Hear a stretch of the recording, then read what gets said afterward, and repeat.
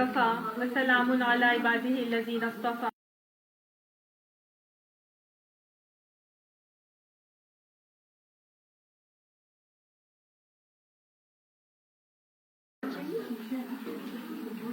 الحمد للہ وکفا وسلام علی عبادہ الذین اصطفی. اما بعد فاعوذ باللہ من الشیطان الرجیم. بسم اللہ الرحمن الرحیم. رب اشرح لی صدری ویسر لی امری واحلل عقدۃ من لسانی یفقهوا قولی واجعل لی وزیرا من اہلی. اللہم فقہنا فی الدین رب زدنی علما.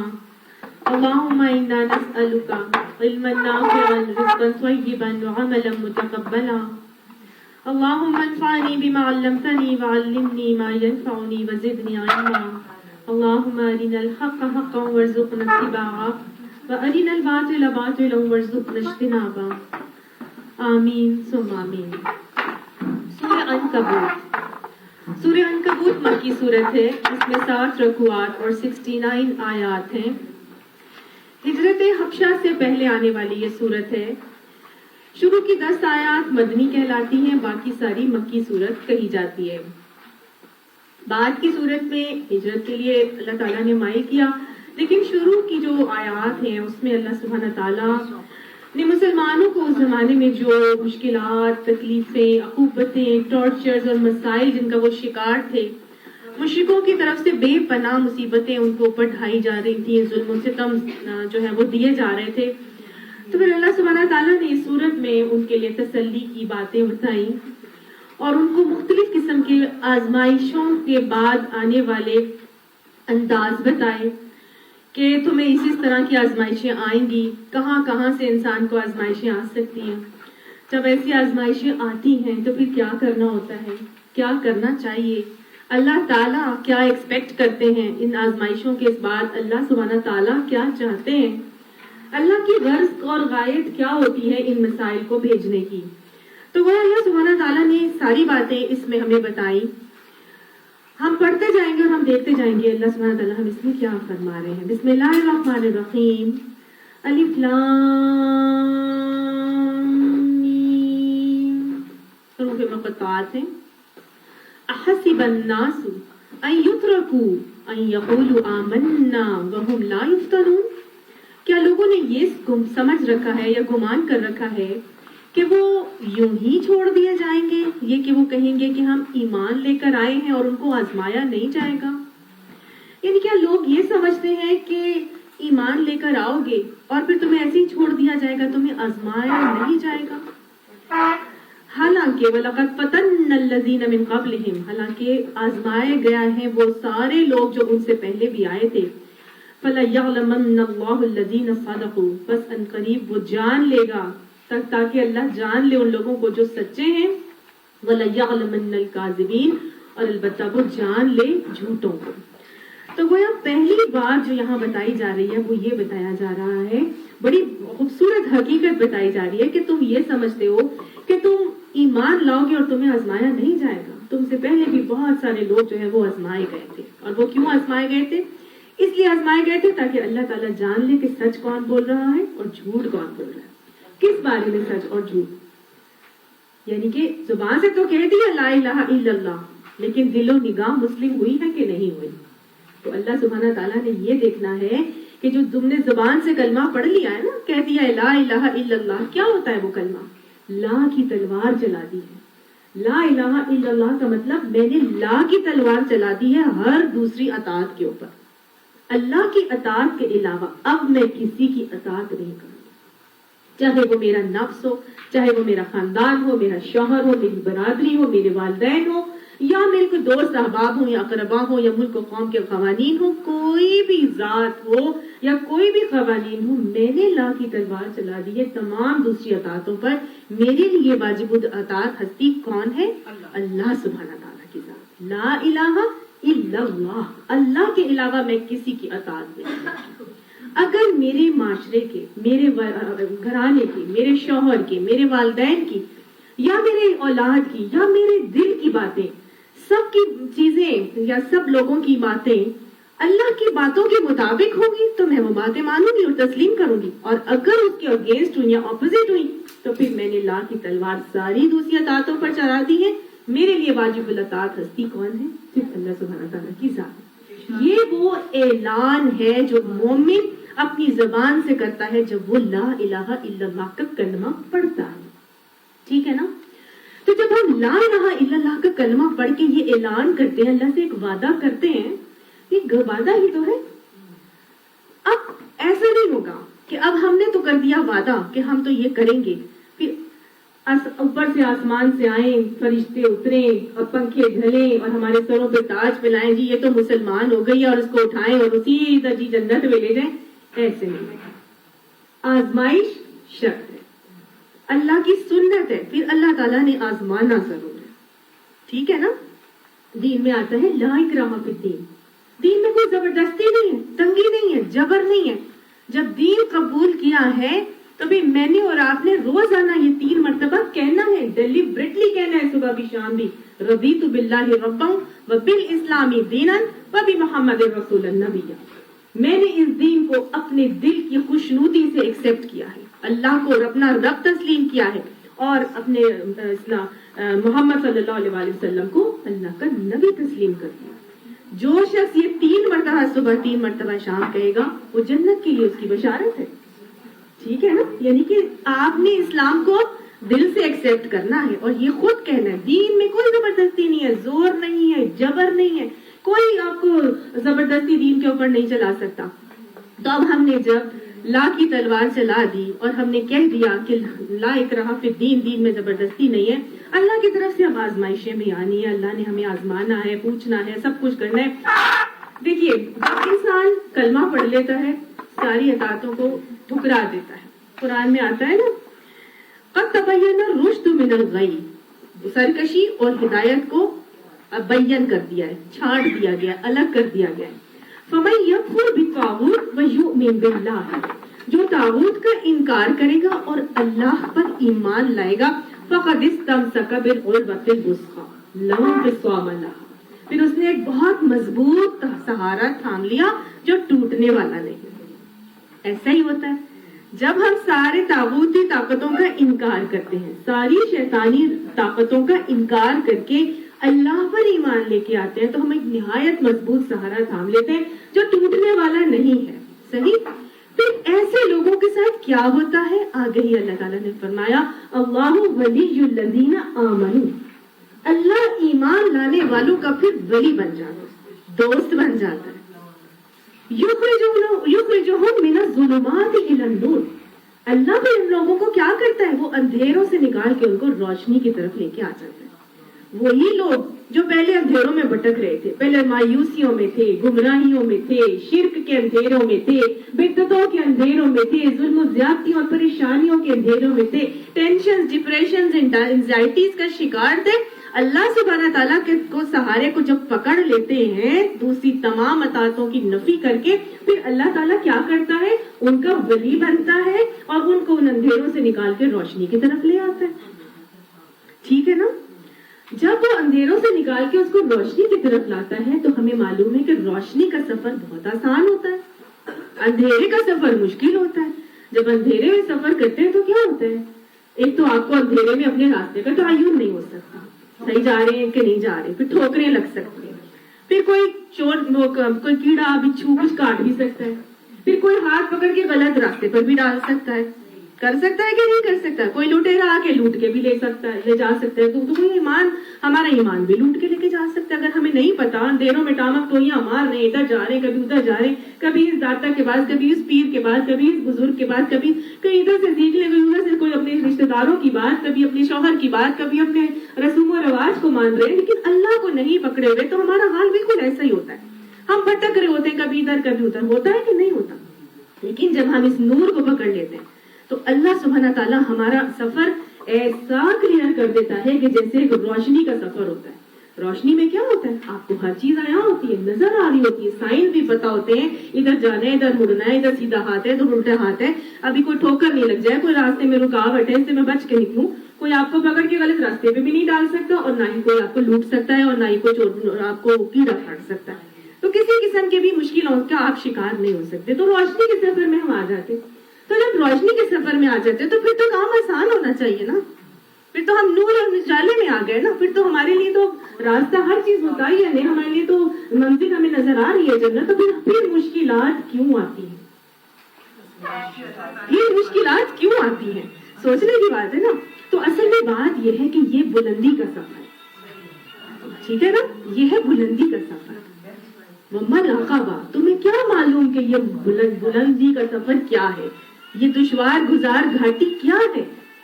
قرآن میں آتا ہے نا, تو یہ دشوار گزار گھاٹی جس کا ہم سفر کریں گے یہ بلندی کا سفر ہے. جب بھی بلندی کا سفر کیا جاتا ہے, آپ کبھی نارتھن ایریاز میں جاتے ہیں تو آسانی سے پہنچ جاتے ہیں.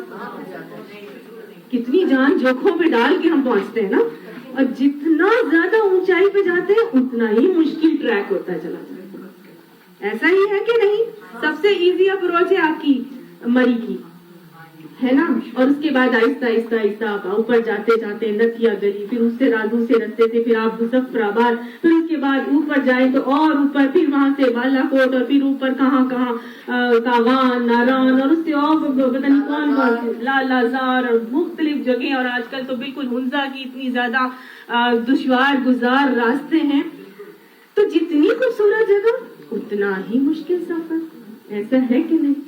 تو یہ تو جنت کے بالا خانوں کا سفر ہے. آسان ہوگا نہیں, مشکل. اترائی کا سفر بہت آسان ہوتا ہے, چھوڑ دو اپنے آپ کو لڑکتا ہوا, خود ہی نیچے آ جاتا ہے انسان. ایسا ہی ہے کہ نہیں؟ تو اوپر جانے والے سفر جو ہوتے ہیں نا وہ مشکل ہوتے ہیں. بے شک سب کچھ نظر آ رہا ہوتا ہے, لیکن جب اللہ تعالیٰ نے ہمیں تو جنت کے بالا خانے دینے ہیں تو پھر ہمیں ان مشکلات سے گزار کر ہی اوپر پہنچایا جائے گا. یہ اللہ کی سنت ہے, ٹھیک ہے. بے شک ہمیں ہر چیز نظر آ جائے گی, لیکن اب ہم نے اس روشنی کے سفر کو طے کرنا ہے تو یہ سوچ لینا ہے کہ یہ بلندی کا سفر ہے, ہمیں جنت کے بالا خانے چاہیے. لہٰذا اللہ سبحانہ تعالیٰ ہمیں ان بالا خانوں کو دینے کے لیے, عطا کرنے کے لیے اللہ تعالیٰ اس دشوار گزار سفر سے گزارتے ہیں, ٹھیک ہے. آزمائشیں دیتے ہیں. کیسے آزمائشیں دیتے ہیں اللہ سبحانہ تعالیٰ؟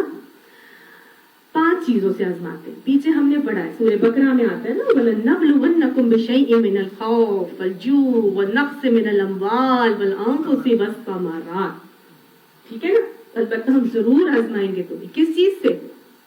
خوف سے, بھوک سے, جان و مال کی کمی اور گھاٹوں سے, اور پھر تمہارے نتائج کی نقصانات اور کمی سے آزمائیں گے. وَبَشِّرِ الصَّابِرِينَ, اور بشارت دے دو ان ساری آزمائشوں میں کیا کرنے والوں کو؟ صبر کرنے والوں. تو گویا اللہ سبحانہ تعالیٰ اب ان آزمائشوں میں میرا اور آپ کا کیا دیکھنا چاہتے ہیں؟ صبر دیکھنا چاہتے ہیں, ٹھیک ہے نا. جنت کی بشارت کن کے لیے ہے؟ ان کے لیے جو ان آزمائشوں پہ صبر کر کے چلتے ہیں. ہم نے دیکھا کہ اللہ کے نبی کے صحابہ کرام کو آزمایا گیا, اور بہت بہت زیادہ آزمایا گیا. تم اللہ تعالیٰ فرماتے ہیں کہ تم اکیلے نہیں ہو جن کو آزمایا گیا. وَلَقَدْ فَتَنَّا الَّذِينَ مِن قَبْلِهِمْ, یعنی تم سے پہلے بھی جو آئے تھے لوگ ان کو بھی آزمایا گیا تھا. اور اتنا آزمایا گیا تھا, اتنا آزمایا گیا تھا کہ ہم اس میں سورہ بقرہ میں ہی آتا ہے, ام حسبتم ان تدخلوا الجنہ, تم گمان کرتے ہو کہ تم جنت میں داخل ہو جاؤ گے. وَلَمَّا يَأْتِكُم مَّثَلُ الَّذِينَ خَلَوْا مِن قَبْلِكُم, ابھی تو تمہارے اوپر وہ چیزیں گزری ہی نہیں جو تم سے پہلے لوگوں کے اوپر گزری تھی. مَسَّتْهُمُ الْبَأْسَاءُ وَالضَّرَّاءُ, ان کے اوپر مشکلات آئیں, تنگیاں آئیں. وَالزُّلْزِلُوا, حتیٰ کہ وہ ہلا مارے گئے.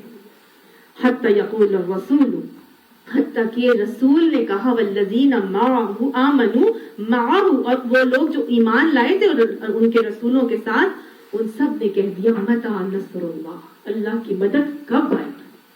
اللہ خبردار ہو جا, ان نصر اللہ قریب, اللہ کی مدد قریب ہی ہے. یہ آیات آئی تھی جب حضرت خباب بن ارت نے آ کے آپ صلی اللہ علیہ وآلہ وسلم کو فرمایا تھا کہ یا رسول اللہ صلی اللہ علیہ وآلہ وسلم, اب بس ہو گیا, آپ دعا کیجئے کہ یہ آزمائشیں ختم ہو جائے.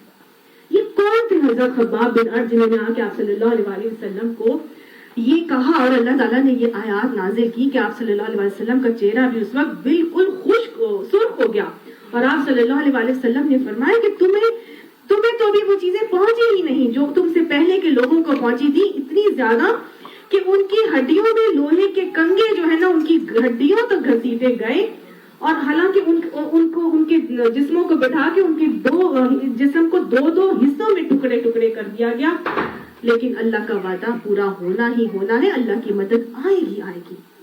تو گویا آپ صلی اللہ علیہ وسلم نے حضرت خباب بن ارت کو تسلی دی۔ ان کا حال یہ ہوتا تھا کہ یہ خود بتاتے ہیں کہ میرا مالک مجھے اتنا زیادہ تشدد کرتا تھا کہ جلتے ہوئے کوئلے انگارے جو ہوتے ہیں نا، لال سرخ ہو چکے ہوتے ہیں، ان کے اوپر مجھے ننگے جسم پہ لٹا دیتا تھا، حتیٰ کہ میرے جسم کی چربی کے پگھلنے سے وہ انگارے بجھتے تھے۔ یہ حال ہوتا تھا۔ حضرت سمیہ وہ اسلام کی پہلی شہید خاتون ہیں جن کی شرمگاہ کے اندر نیزہ مار کے ان کو ہلاک کیا گیا۔ حضرت عمار بن یاسر کے والد حضرت یاسر، یعنی والدین تھے ان کے دونوں، والد کا حال یہ کیا، بالکل بیٹے کے سامنے ماں کے ساتھ ایسے کیا اور باپ کے ساتھ ایسے کیا کہ ان کے چاروں بازوؤں اور ٹانگوں کے ساتھ رسیاں باندھ کر اونٹوں پہ باندھ دیا گیا، اور ایک ہی وقت میں چاروں اونٹوں کو گھسیٹا گیا اور 1 سیکنڈ میں ان کے سارے جسم کے برف چڑ گئے۔ ایسے ان کے ساتھ یہ معاملہ کیا گیا۔ حضرت بلال حبشی کا حال یہ تھا کہ ان کو ننگے جسم کے ساتھ گھوڑوں پہ باندھ دیا جاتا اور پورے اوباش مکہ کے لگا دیے جاتے اور وہ گھوڑے دوڑاتے جاتے اور پیچھے پتھریلی زمینوں کے اوپر حضرت بلال حبشی کا ننگا جسم جو ہے وہ گھسیٹتے تھے۔ تپتی ہوئی ریت کے اوپر اتنے بڑے پتھر لا کے ان کے سینے پر رکھ دیے جاتے، تپتا وہ پتھر بھی، اور پھر بھی وہ احد احد ہی پکارتے تھے۔ ان کے اوپر کتنی مشکلات گزری، کیا ہمارے اوپر کبھی ایسی مشکل آئی ہے؟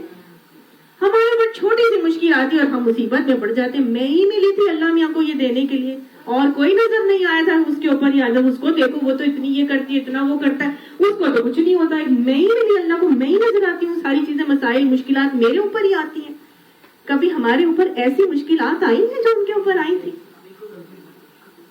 اللہ تعالیٰ نے آزمانا ضرور ہے۔ 5 چیزوں سے میں نے آپ کو بتایا، خوف سے بھی آزمائے گا، بھوک سے بھی آزمائے گا، جان و مال کے نقصانات سے بھی آزمائے گا، اور ہمارے نتائج کی کمی سے بھی اللہ تعالیٰ ہمیں آزمائے گا۔ ہم محنت کریں گے، ہمیں نتیجہ نہیں ملے گا۔ یہ اللہ تعالیٰ کی آزمائش ہے۔ یہ کیوں ہے؟ وَبَشِّرِ الصَّابِرِينَ، اس لیے کہ اللہ تعالیٰ نے دیکھنا ہے کہ تم میں سے کون صادق ہے، کون سچے ہیں اپنے دعوے میں، اور کون جھوٹ بولنے والے ہیں۔ جو سچے ہوں گے وہ کیا کریں گے؟ صبر سے جمے رہیں گے، ڈٹے رہیں گے، اور جو جھوٹ بولنے والے ہیں وہ فوراً پیترا بدلیں گے اور پلٹ جائیں گے۔ ایسا ہی ہوگا نا۔ حضرت بلال کے اوپر جب اتنی مشکلات آتی تھی تو صحابہ نے آپ حضرت بلال سے پوچھا، بلال آپ اتنی مشکلات، اتنی پریشان مسائل کیسے ٹالریٹ کرتے ہیں، کیسے اتنی مشکلوں کو جھیلتے ہیں؟ تو حضرت بلال حبشی نے کہا تھا کہ تم کیا سمجھتے ہو، تم جب بازار جاتے ہو اور ایک مٹی کا پیالہ خریدنے کے لیے جاتے ہو تو کیا اس کو ٹھوک بجا کر دیکھتے نہیں ہو کہ پکا بھی ہے کہ نہیں، میرے کام کا بھی ہے کہ نہیں ہے؟ تو انہوں نے کہا ہاں ہم ایسے ہی کرتے۔ تو انہوں نے کہا جب ناقص برتن کو خریدنے کے لیے جاتے ہو، ٹھوک بجا کر دیکھتے ہو کہ تمہارے کام کا بھی ہے کہ نہیں، تو جب میرا رب مجھے اپنے کام کا بنائے گا تو کیا وہ مجھے ٹھوک بجا کر نہیں دیکھے گا کہ میں کتنے پانی میں ہوں، میں اس کے کتنے کام کا ہوں، جو بھی کہہ رہا ہے سچ بھی کہہ رہا ہے کہ نہیں کہہ رہا؟ ٹھیک ہے نا۔ تو اللہ تعالیٰ نے دیکھنا ہے کہ ہم اپنے دعوی ایمان میں کتنے سچے ہیں۔ ہم آزمائش کے قابل تو نہیں ہیں، لیکن اللہ نے تو آزمانا ہے نا۔ اللہ نے تو کہہ دیا کہ میں نے آزمانا، میں ہر ایک سے کو آزماؤں گا۔ اللہ تعالیٰ سے مانگنا چاہیے کہ اللہ تعالیٰ تو ہماری طاقت سے زیادہ ہم پر بوجھ نہ ڈالے۔ جو سورہ بقرہ کی آخری آیات ہے نا، ربنا ولا تحمل علینا اصرا کما حملته على الذین من قبلنا ربنا ولا تحملنا ما لا طاقت لنا به واعف عنا واغفر لنا وارحمنا انت مولانا فانصرنا على القوم الكافرين۔ تو یہ دعا بھی اللہ تعالیٰ سے بار بار کہتے رہا کریں، اللہ ہمارے ایمان ویسے نہیں ہے، اللہ ہم بہت کمزور ایمان والے، لیکن اللہ سبحانہ تعالیٰ تو ہماری طاقت سے زیادہ بوجھ ہم پر نہ ڈالا۔ ٹھیک ہے نا۔ تو یہ تو دعا اللہ نے مجھے اور آپ کو سکھا دی ہے، اللہ سے اپنی طاقت کے مطابق ہی اللہ ہم پر ڈالے اور اللہ ہمیں ان تمام آزمائشوں میں کامیابیاں بھی عطا فرمائے۔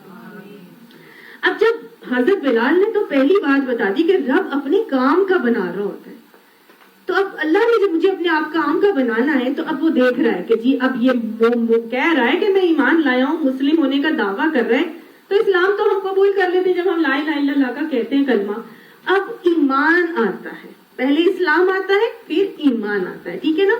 اسلام تو منہ سے کہنے سے آ جاتا ہے، لیکن ایمان کب آتا ہے؟ جب ہم اپنی زبان سے کہہ بھی دیا لا الہ الا اللہ تو کیا حاصل؟ دل و نگاہ مسلم نہیں تو کچھ بھی نہیں. اب دل و نگاہ کو جھکانا ہے, اللہ کی اطاعت اور فرما برداری میں گھلانا ہے, اور اس کا سب سے بہترین پھر انداز اور طریقہ کیا؟ پھر اللہ تعالیٰ آزمائشوں کی بھٹی میں ڈالتے جاتے ہیں اور ہمیں کندن اور ہیرا بناتے جاتے ہیں.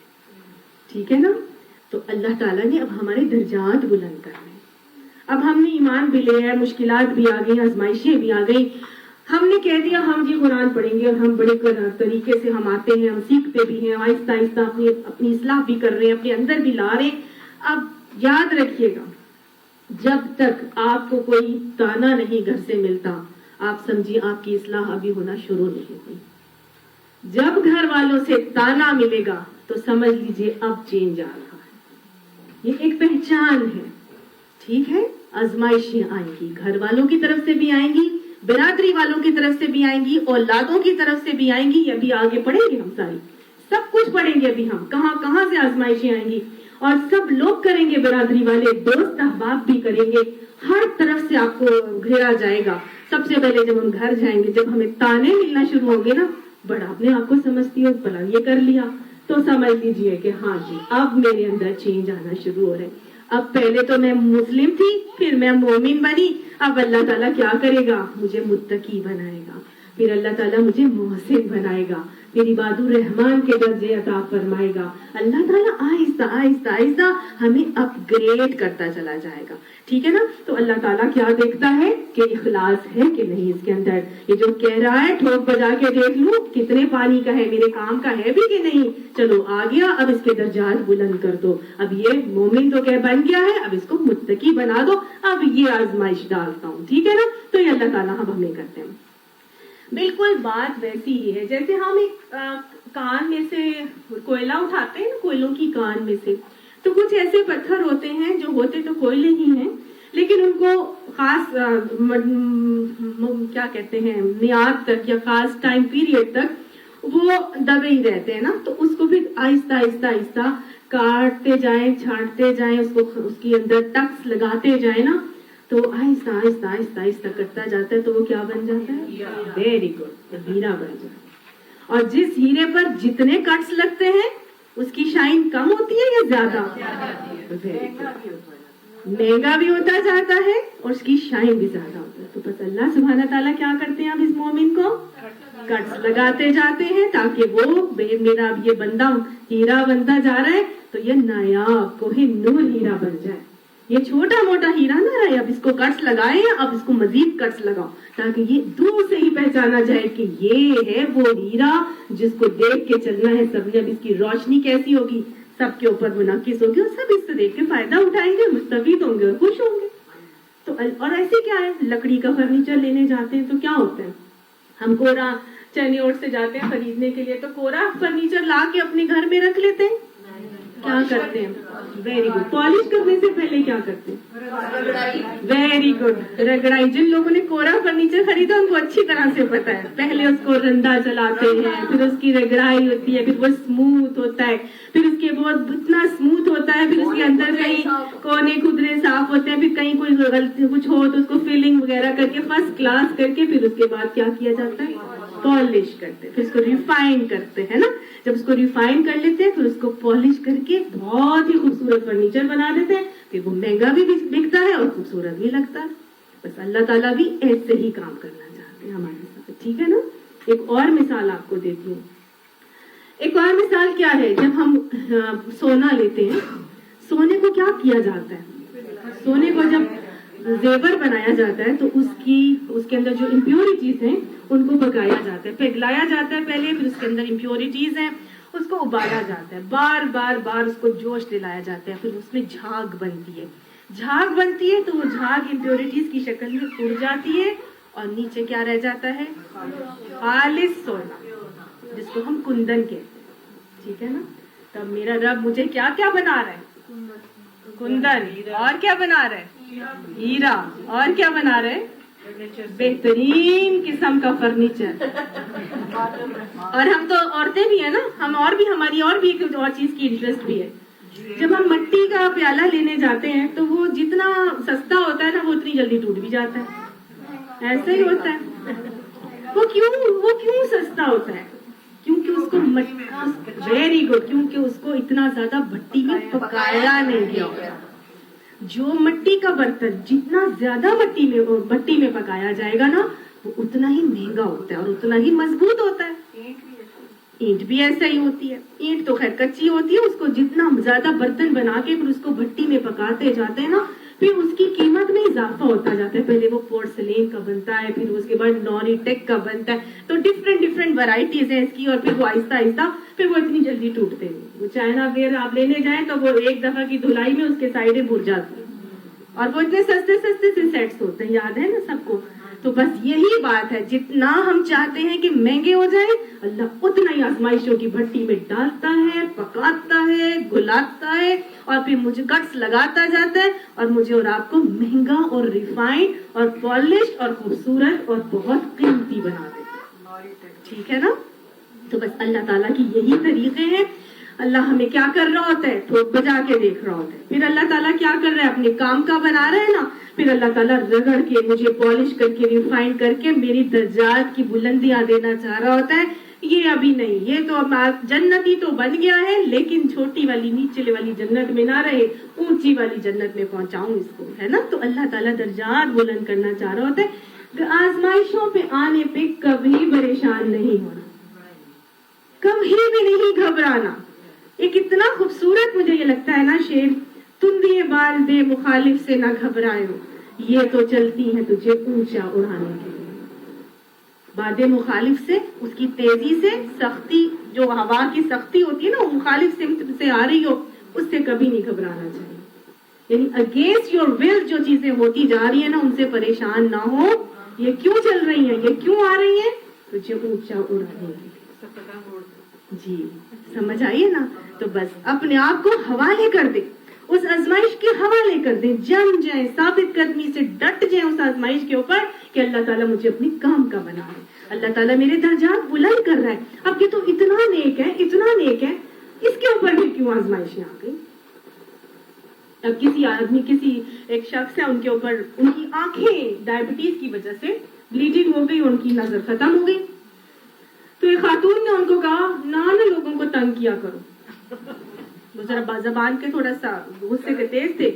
انہوں نے فوراً اٹھا کے بولا، اللہ کی نے عذاب دیا ہے تمہیں، نہ لوگوں کو تنگ کیا کرو. بتائیں ذرا، آپ کو مجھے نہیں معلوم کہ یہ اللہ کی آزمائش میرے اور آپ کے اوپر کیوں آئی ہے؟ ہم کون ہوتے ہیں کسی کو جج کرنے والے کہ تم یہ کرتے ہو جس کی وجہ سے تمہارے، اور یقین مانیے اسی سوچ کی وجہ سے کئی لوگ اپنی بیماری دوسرے کو بتانے سے خائف ہوتے کہ لوگ کہیں گے کہ پتہ نہیں اللہ کا عذاب آ گیا میرے اوپر. حالانکہ ایسی بات نہیں. بہت بہت نیک لوگوں کے، کیا صحابہ کرام سے کوئی نیک کم ہوگا؟ ان سے کوئی کم ہوگا نیک؟ جب وہ اتنی مشکلات اور مشکلوں اور آزمائشوں سے گزارے گئے، تو میں اور آپ تو ان کے پیروں کی جوتی کی خاک بھی نہیں ہے کہ نہیں. تو ہم اپنے آپ کو کس طرح سے موازنہ کر کے کسی کے اوپر ججمنٹل ہو کر یہ بات کہہ دیتے ہیں آرام سے. کسی کو کسی کے اوپر کوئی بات کہنے کا اختیار نہیں ہے. یہ اللہ اور اس کے دل کا معاملہ ہے، اللہ اور اس کا معاملہ ہے. وہ جانتا ہے اس بندے کے درجات کو میں نے کیسے بلند کرنا ہے. وہ جانتا ہے کہ یہ بھی مومن ہے، یہ بھی مسلم ہے، اور اس کو میں نے کیا کیا کیلیبر دیے ہیں اور اس کی آزمائش کیسی ہونی ہے. یہ بھی مومن ہے اور یہ بھی مسلم ہے، اس کے جو کیلیبر ہے وہ اللہ جانتا ہے، وہ اس کو آزمائشیں ویسی ہی دے گا. اس کی اللہ جانتا ہے، اللہ اس کو ایسی ہی دے گا. ٹھیک ہے نا. ہم کسی کو کسی کے ساتھ کمپیئر نہیں کر سکتے کہ یہ اس کے اوپر آئی تھی تو یہ کمی ہے، یہ اوپر آئی ہے تو یہ زیادہ ہے. نہیں، یہ اللہ جانتا ہے. جس کا جتنا کیلیبر اتنی ہی بڑی اس کی آزمائش ہے، اور اللہ تعالیٰ ہی جانتا ہے. یہ سارے اللہ کے معاملات ہیں. میں اور آپ کسی کے اوپر اختیار نہیں رکھتے ججمنٹل ہونے کا کہ یہ اللہ کی آزمائش ہے یا اللہ کا عذاب ہے یا کیا ہے. ٹھیک ہے نا. تو جب بھی اللہ تعالیٰ ہمارے اوپر ایسی آزمائش ڈالتا ہے تو ایک تو اللہ تعالیٰ دیکھنا چاہ رہا ہوتا ہے کہ یہ سچے بھی ہیں کہ نہیں، جھوٹ تو نہیں بول رہے. یہ تو اس آیت کے اندر آ رہے ہیں. اس کے علاوہ ہم نے ایک اور جگہ پڑھا تھا کہ اے انسان، جو آزمائش بھی تجھے آتی ہے یا جو تکلیف بھی تجھے آتی ہے وہ تیرے اپنے قصب عمل کی بدولت ہے. ٹھیک ہے نا. یہ بھی ہم پڑھ کے آ چکے ہیں. تو جو تکلیفیں ہمارے اوپر کچھ تو اللہ تعالیٰ کی طرف سے آتی ہیں وہ ہمارے درجات بلند کرنے کے لیے. لیکن جب بھی تکلیف ہمارے اوپر آئے تو یہ بات جو میں نے بھی آپ کو بتائی، ترجمہ سنایا آیت کا، اس کے حوالے سے اللہ تعالیٰ مجھے اور آپ کو یہ رویہ بھی سکھاتا ہے کہ جب بھی آزمائش آئے، کوئی تکلیف آئے، تو فوراً اپنا کڑا محاسبہ کر کے دیکھو کہ میرا کون سا ایسا عمل ہے کہ میری اس عمل کی وجہ سے یہ مصیبت یا تکلیف میرے اوپر آ گئی. اور یہ بلیو کریں، آپ کو یقیناً آپ نے پچھلے چند دنوں کے اندر کوئی نہ کوئی ایسا عمل ضرور مل جائے گا جس کی وجہ سے آپ اللہ تعالیٰ کے حضور توبہ طائب ہوں گے، اصلاح کا وعدہ کریں گے اور بخشش کی دعا کریں گے. تو آپ کے لیے وہی تکلیف بھی جو ہے کیا بن جائے گی؟ رحمت کا باعث بن جائے گی. حضرت عمر نے فرمایا تھا نا کہ جو وہ تکلیف جو تجھے رب کے قریب کر دے وہ اللہ کی طرف سے آزمائش ہے، اور وہ تکلیف جو تجھے رب سے دور کر دے وہ تیرے لیے عذاب ہے. سمجھ آ گئی؟ تو تکلیف کے آنے پر دو رویے اب سمجھ میں آ رہے ہیں. ٹھیک ہے، کیا چیز؟ کہ ہم نے اللہ کے قریب ہونا ہے، اور دوسری بات یہ کہ اپنا محاسبہ کر کے اللہ کے سے اپنے غلط عمل پر اصلاح اور استغفار کا معاملہ کرنا ہے. ٹھیک ہے نا؟ تو دونوں حضور نے فرمایا نا کہ مومن کے لیے ہر تکلیف اس کے لیے فائدے کا باعث بنتی ہے. مفہوم ہے کہ اگر اس کو ایک کانٹا بھی چبھتا ہے تو وہ اس پر صبر کرتا ہے تو وہ اس کے گناہوں کا کفارہ بن جاتی ہے. ٹھیک ہے نا؟ تو اب کیا کرنا ہے؟ صبر بھی کرنا ہے، جم جانا ہے، ڈٹ جانا ہے، اور اصلاح کا وعدہ بھی کرنا ہے اور محاسبہ کرنا ہے. ٹھیک ہے نا؟ تو بس اللہ سبحانہ تعالیٰ نے مجھے اور آپ کو یہاں پہ یہ باتیں سمجھائی اور طریقے بتائے. سورہ محمد کی آیت نمبر 31 میں اللہ تعالیٰ نے ہمیں یہ بتایا کہ وَلَنَّبْلُوَنَّكُمْ، البتہ ہم ضرور آزمائیں گے تمہیں، حَتَّى نَعْلَمُ الْمُجَاهِدِينَ مِنْكُمْ، یہاں تک کہ ہم جان لیں کہ تم میں سے کون وہ ہیں جو جہاد کرنے والے ہیں، جو جمے رہیں گے، ڈٹے رہیں گے، مجاہدے سے اپنی زندگیاں گزاریں گے، وَالصَّابِرِينَ، اور صبر کر کے چلیں گے. تو گویا اللہ تعالیٰ نے اب میرا مجاہدہ، میری صحیح، میری کوششیں دیکھنی ہے اور میرے صبر سے جمنا دیکھنا ہے. وَلَنَّبْلُوَ أَخْبَارَكُمْ، اور تمہارے حالات کی جانچ پڑتال اب ہم تمہاری کرتے رہیں گے. تو گویا اللہ سبحانہ تعالیٰ نے یہاں مجھے اور آپ کو آزمائش میں رویہ بھی سکھایا اور بتایا بھی کہ ہم آزماتے کیوں ہیں. ام حسب الذین یعملون السیئات، کیا وہ لوگ جو بری حرکتیں کر رہے ہیں وہ یہ سمجھ کے بیٹھے ہیں کہ ان یسبقونا، کہ وہ ہم سے بازی لے جائیں گے. ساء ما یحکمون، بڑا ہی برا غلط حکم ہے جو وہ لگا رہے ہیں.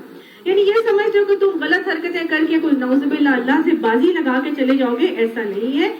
تم نہ غیبتیں کر کے چھوٹ سکتے ہو، نہ تم غلط کام کر کے، نہ بے حیائی کر کے چھوٹو گے، نہ لوگوں کے وراثت کے مال ہڑپ کر کے چھوٹو گے، نہ تم دنیا بنا کے اپنے عہدے اقتدار حاصل کر کے اللہ کے آگے سے چھوٹو گے.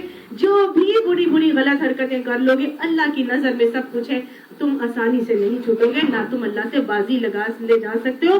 اب جو کوئی اللہ سے ملنے کی توقع رکھتا ہو اسے معلوم ہونا چاہیے کہ اللہ کا مقرر کیا ہوا وقت آنے ہی والا ہے. ٹھیک ہے؟ تو میرا اور آپ کا تو عقیدہ آخرت ہے ہی انشاءاللہ بہت سٹرونگ، الحمدللہ. تو اب ہمیں کیا سوچنا ہے؟ ہمیں یہ سمجھ لینا چاہیے کہ اللہ کا مقرر کیا ہوا وعدہ آنے ہی والا ہے، یہ وقت قیامت کا آنے ہی والا ہے. اللہ سب کچھ سنتا اور جانتا ہے. جو شخص بھی مجاہدہ کرے گا اپنے ہی بھلے کے لیے کرے گا. ٹھیک؟ اگر تم مجاہدے سے اپنی زندگی گزارو گے، مجاہدہ کیا تھا یاد کریں؟ کیا ہوتا ہے مجاہدہ؟ کوشش کرنا، صحیح کرنا، جدوجہد کرنا، کسی بھی چیز کے لیے جت جانا، اس کو کہتے ہیں مجاہدہ. اب مجاہدہ کس چیز سے ہوتا ہے؟ انسان اپنے نفس سے فل ٹائم اپنے نفس سے مجاہدہ کر رہا ہوتا ہے. پھر انسان انفرادی طور پر ایک تو اپنے نفس سے کر رہا ہوتا ہے نا، پھر کیا ہے اپنے خاندان والوں سے مجاہدہ کر رہا ہوتا ہے، پھر اپنے معاشرے سے مجاہدہ، پھر برادری والوں سے مجاہدہ کر رہا ہوتا ہے. کئی چیزیں ایسی ہیں کہ جو وہ لوگ کر رہے ہوتے ہیں اور ہمیں وہ چیز نہیں کرنی ہوتی ہے کیونکہ ہمیں معلوم ہے کہ اللہ کا حکم نہیں ہے. ٹھیک ہے نا؟ تو یہ بھی ایک مجاہدہ ہے جو انفرادی اور اجتماعی سطح پر. اس کے علاوہ کون سا مجاہدہ ہے؟ کبھی ہم زبان سے کرتے ہیں، ویری گڈ. کبھی ہم لکھ کے کرتے ہیں قلم سے، کبھی ہم مال سے کریں گے جہاد، کبھی ہم کیسے کریں گے، تلوار بھی استعمال کرنی پڑ سکتی ہے. تو گویا ہر سطح پر ہر طریقے کا مجاہدہ. جب بھی اللہ کی راہ میں ہم اپنے آپ کو گلا دیں گے، جتا دیں گے، تو پھر کیا ہے؟ اللہ تعالیٰ فرماتا ہے اپنے بھلے کے لیے کرو. اللہ کو اس کا کوئی فائدہ نہیں ہے کہ میں اور آپ مجاہدے کر کر کے زندگیاں گزار رہے. اس کا فائدہ ہم ہی کو ہوگا. کیوں ہوگا اور کیسے ہوگا؟ کہاں سے پتہ چلتا ہے ہمیں ہوگا؟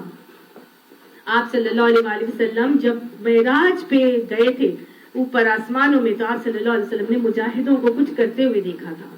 وہ کیا کر رہے تھے؟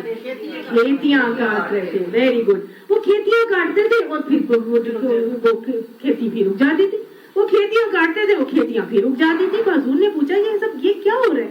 وہ کہنے لگے یہ مجاہد ہیں جو ساری زندگی جہاد کرتے رہے ہیں، تو یہ اپنا پھل آج ایسی صورت میں کاٹ رہے. اللہ ہمیں ان لوگوں میں شامل فرمائے.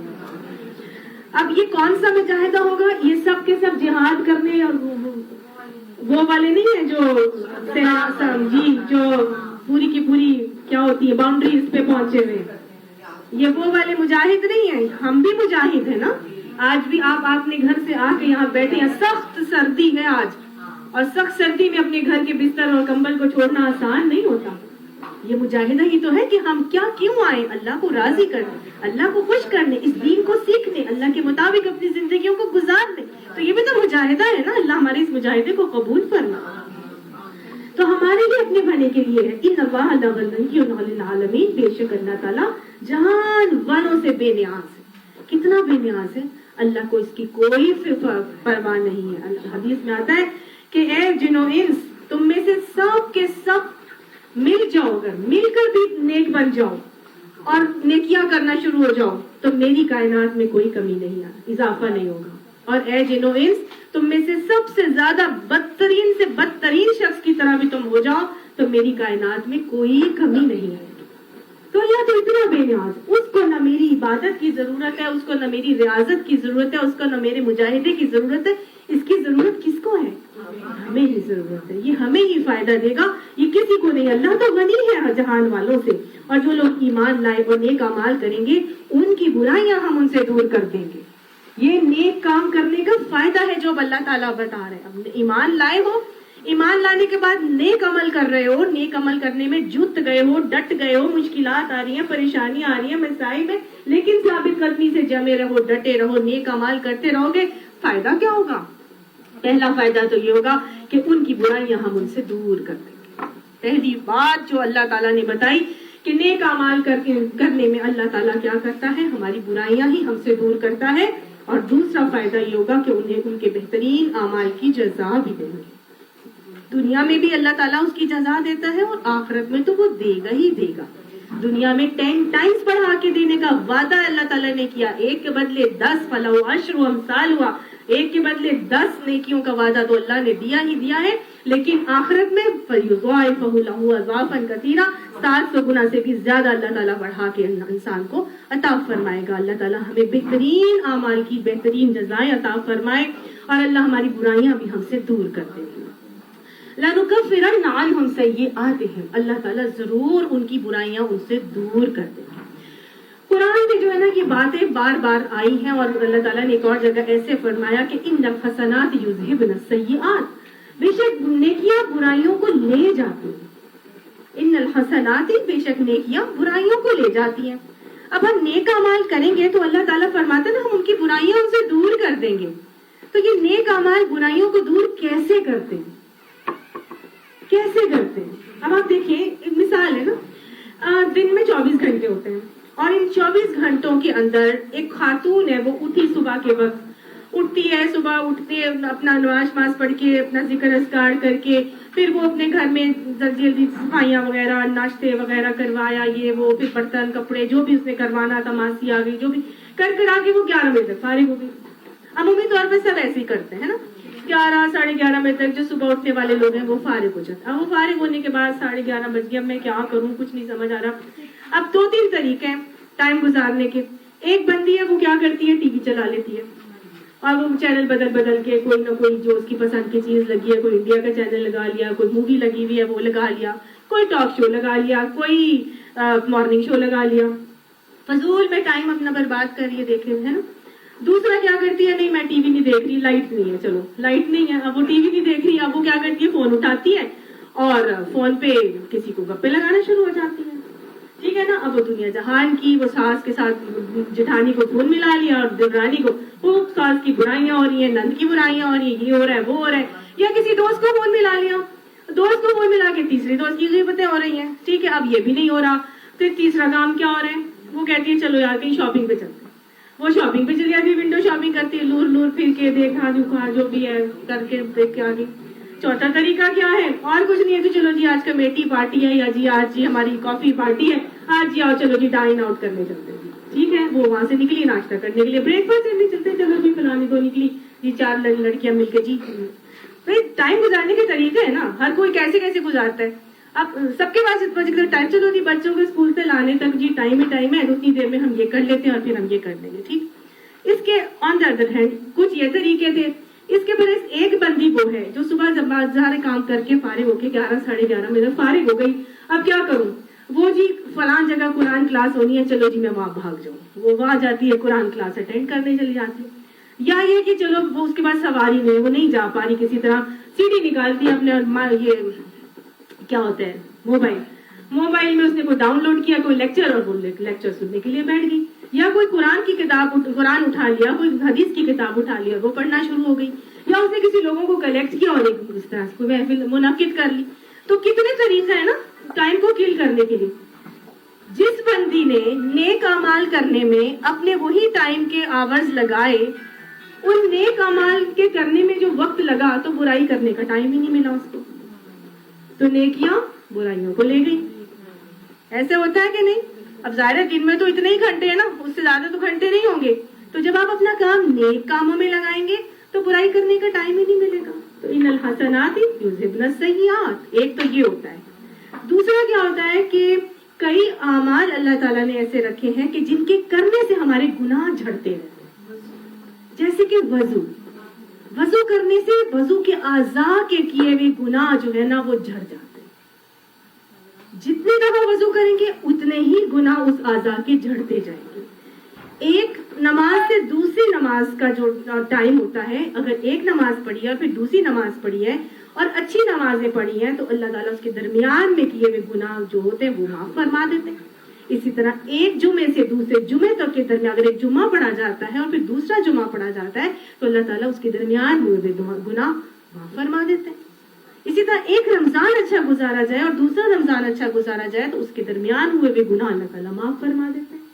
इसी तरह जब इंसान वालिदैन के साथ बैठता है, उनके साथ वो हंसी या मजाक दिल लगी की बातें करता है, उनके साथ मोहब्बत का टाइम बिताता है, तो जितनी देर वो वहां बैठा रहता है उनसे दिल लगी की बातें करता रहता है, फरिश्ते उसके लिए दुआए बख्शिश और इस्तगफार करते रहते हैं।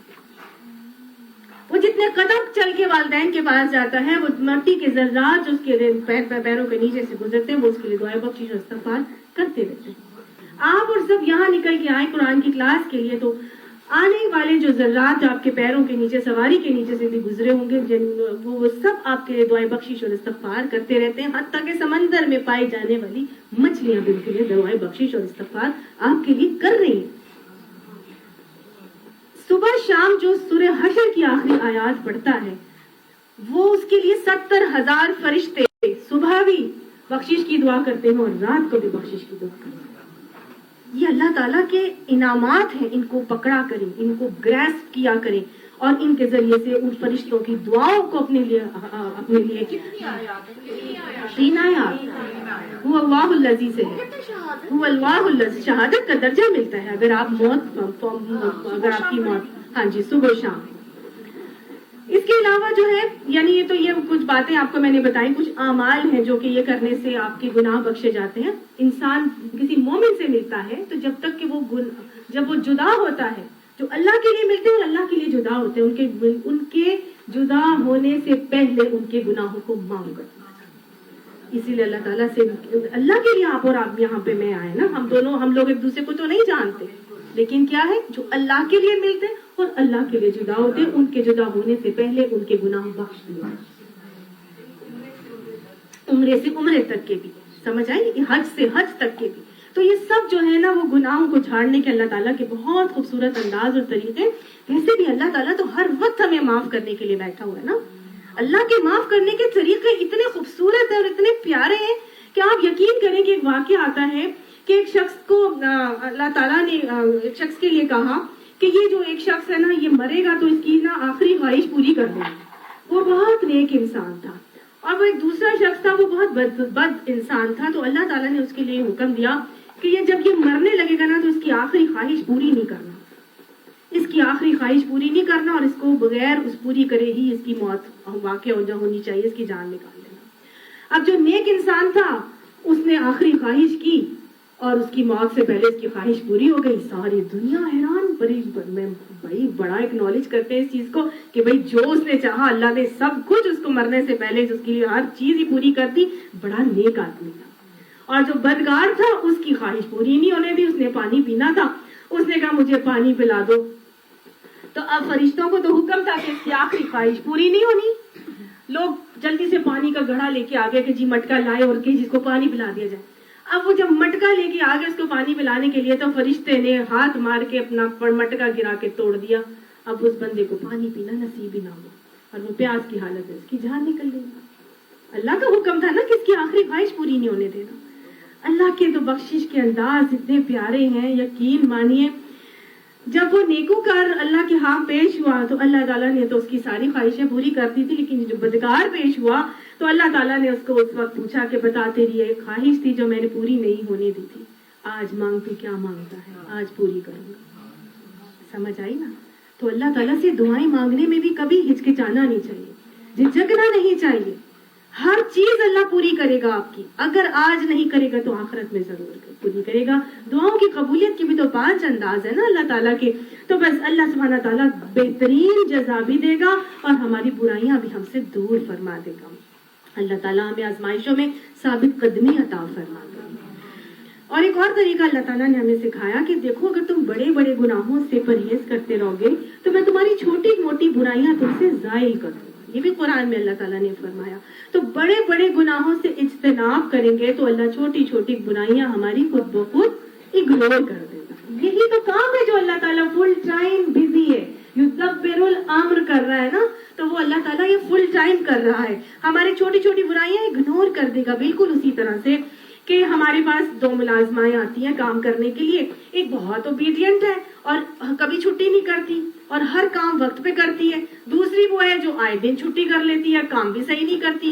एक दिन दोनों छुट्टियां कर लेंगी तो मुझे तो जाहिर दोनों पे गुस्सा आएगा। अब अगले दिन जब वो आएंगी तो मैं पूछूंगी उससे कि भाई तुमने क्यों छुट्टी की। तो जो आती मुजरिम है वो जो भी कहेगी तो मैं कहूंगी अच्छा बस ठीक है जाओ अपना काम करो, तुम्हारा तो काम ही है, तुम तो करती ही हो। और वो जो दूसरी होगी जो कभी छुट्टी नहीं करती थी, बड़ी ओबीडियंट थी, फर्माबरदार थी, अपना काम भी सही करती थी, वो मुझे कहेगी बाजी मेरी तबीयत खराब थी तो मैं इसलिए नहीं आई। तो मैं कहूंगी चलो कोई बात, वैसे तो तुम सारा काम करती हो, आती हो, तुम उसकी क्या है। वो अगर बड़े बड़े गुनाहों से परहेज करते रहेंगे तो छोटे मोटे गुनाह इग्नोर कर देगा अल्लाह सुब्हानहू व तआला। समझ आई? तो ये वही मिसाल है कि अगर हम अल्लाह ताला के ओबीडियंट फर्माबरदार ही रहेंगे तो कभी कोई छोटी मोटी हमसे कोताही कमी हो भी जाएगी तो इंशाअल्लाह अल्लाह सुब्हानहू व तआला उसको सरफे नजर कर देंगे और हमारी उन कोताहियों से इंशाअल्लाह अल्लाहुम्मा हसिबना हिसाबन यसीरा, अल्लाह हमें बिला हिसाब ही जन्नतुल फिरदौस में दाखिल फरमा दे। लेकिन अल्लाह ताला के ये वादे हैं और अल्लाह की आजमाने के और माफ करने के बड़े खूबसूरत अंदाज हैं जो अल्लाह ताला फरमाता है कि हम बुराइयां भी उनसे दूर कर देंगे और उनकी बेहतरीन अमाल की जज़ा भी देंगे। हमने इंसान को हिदायत की है कि वालिदैन के साथ नेक सलूक करें। अब पहली आजमाइश जो इंसान ईमान लेकर आता है तो उसको मुख्तलिफ जगहों से आ सकती है ना। अगर एक यंग है तो जाहिर है उसके वालिदैन उसको मुख्तलिफ किस्म पे प्रेशराइज कर सकते हैं। उसको अपने करीबी, सबसे ज्यादा करीबी इंसान का कौन होता है? उसके वालिदैन होते हैं ना। तो वालिदैन के हिसाब से यहाँ पे सबसे ज्यादा करीबी लोगों की तरफ से आजमाइश का जिक्र किया जा रहा है। वालिदैन से ज्यादा करीब इंसान के कोई नहीं हो सकता। अब वालिदैन भी क्या कर रहे हैं? अल्लाह ने वसीयत की है इंसान को अनिश्कुर ली वली वालिदैन, कि तू मेरा भी शुक्र कर और अपने वालिदैन का भी शुक्र कर। क्योंकि वालिदैन वो हस्ती हैं दुनिया में जो अगर एहसान कोई दुनिया में किसी के ऊपर करता है तो वालिदैन ही करते हैं, इसके अलावा कोई एहसान नहीं कर सकता। तो लिहाजा अल्लाह ने वालिदैन के साथ शुक्र का रवैये में क्या चीज सिखाई है? वो वसैनल इंसान बिवालिदैहि हुस्ना, कि उसके साथ नेकी करो और हसीन आमाल तरीके से करो। हुस्न वाला तुम्हारा रवैया होना चाहिए। अपने वालिदैन के हक से बढ़कर करो, उनका अपने फर्ज से ज्यादा बढ़कर उनके लिए करो, महज उनको खुशी और राहत पहुंचाने के लिए करो। वालिदैन के साथ एहसान का रवैया इख्तियार करने का हुक्म दिया जा रहा है। तो वालिदैन के साथ हम एहसान का रवैया इख्तियार करें और अगर वालिदैन ही हमारे साथ अल्लाह के अगेंस्ट काम करने पे हमें प्रेशराइज करना शुरू कर दें تو یہ بات آ رہی ہے کہ اگر وہ تجھ پر زور ڈالے کہ تو میرے ساتھ کسی ایسے کو معبود ٹھہرائے یعنی شریک ٹھہرائے جسے تو میرے شرک کی حیثیت سے نہیں جانتا، تو پھر تو کیا کر، پھر ان کی اطاعت نہ کر، میری ہی طرف تم کو پلٹ کر آنا ہے، پھر میں تم کو بتا دوں گا کہ تم کیا کرتے رہے ہو۔ یہ آیات آئیں جب حضرت سعد بن ابی وقاص ایمان لائے تھے، تو 18-19 سال ان کی عمر تھی۔ والدہ ان سے بڑا پیار کرتی تھی، تو ان کی والدہ نے کہا کہ دیکھو، ان کی والدہ کون تھی؟ حمنہ بنت سفیان بن امیہ، ابو سفیان کی بھتیجی تھی۔ اس نے کہا کہ جب تک تو محمد صلی اللہ علیہ وسلم کا انکار نہیں کرے گا، نہ میں کھاؤں گی، نہ ہی پیوں گی، اور نہ ہی میں سائے میں بیٹھوں گی، یعنی میں دھوپ میں ہی بیٹھی رہوں گی، نہ میں نے کھانا ہے نہ میں نے پینا ہے۔ مجھے بھوک ہڑتال کر لیتے نا، جا کے روڈ پہ بیٹھ جاتے ہیں، بس میں یہ کروں گی۔ اب ماں کا حق ادا کرنا تو والد سے بھی 3 گنا اوپر تھا۔ یہ پریشان ہو گئے کہ اللہ نے اتنا زیادہ والدین کے احترام، اطاعت، حسن سلوک، احسان کے رویے کا وصیت کی ہے، تاکید کی ہے، اتنی زیادہ اس میں دین میں حکم ہے، تو پھر اب میں کیا کروں؟ میری والدہ نے تو ایسی قسم کھا لی ہے، تو اب میں کیا کروں؟ تو حضرت سعد بن نبی وقاص بہت پریشان ہوئے، تو رسول اللہ صلی اللہ علیہ وسلم کی خدمت میں حاضر ہو کر ساری بات عرض کی، تو اللہ تعالیٰ نے یہ آیات نازل کر دی۔ ماں کا کیا تھا تقاضا؟ کہ جب تک تو محمد کو انکار نہیں کر دیتا، یعنی شرک پہ دوبارہ نہیں آ جاتا، تو اللہ تعالیٰ نے کہہ دیا کہ کیا کرو، کہ پھر تم ان کی فلا تطیعہما، پھر ان کی اطاعت نہیں کرو، حسن سلوک ہوگا ان کے ساتھ، ان کے سارے حقوق ادا کیے جائیں گے، ان کے ساتھ بہترین معاملات کیے جائیں گے، لیکن اگر وہ شرک کرنے پر آپ کو بضد ہو، آمادہ کریں، یا آپ کو پلٹا رہے ہوں، یا غلط بات منوا رہے ہوں، تو پھر ان والدین کی بھی بات نہیں مانگا۔ حضرت اسماء بنت ابی بکر، جو کہ حضرت عائشہ کی بہن تھی، حضور صلی اللہ علیہ وسلم کے پاس آئیں اور آ کے انہوں نے کہا کہ یا رسول اللہ، میری والدہ مشرکہ ہیں اور وہ مکہ سے آئی ہیں اور میرے لیے نا کچھ تحفہ لائی ہیں، کپڑے لائی تھی، حلوہ لائی تھی، تو میں کیا کروں؟ میرے لیے کیا حکم ہے؟ میں کیا کروں کہ میری والدہ مشرکہ ہیں؟ تو آپ صلی اللہ علیہ وسلم نے ان کو تاکید کی تھی کہ ان کے ساتھ حسن سلوک کرو اور ان کے تحائف کو رکھ لو، ٹھیک ہے نا؟ اسی طرح ہم نے دیکھا کہ حضرت ابراہیم علیہ السلام کے والد مشرک تھے، اپنے والد کے ساتھ بدتمیزی، بد کلامی کہیں نہیں کی تھی، ادب کا دائرہ حضرت ابراہیم کا برقرار رہا تھا، حسن سلوک ان کے ساتھ قائم رہا تھا، لیکن یہ کہہ دیا تھا کہ نہیں، میں ان کی عبادت نہیں کروں گا جن کی آپ عبادت کرتے ہیں، ٹھیک ہے نا؟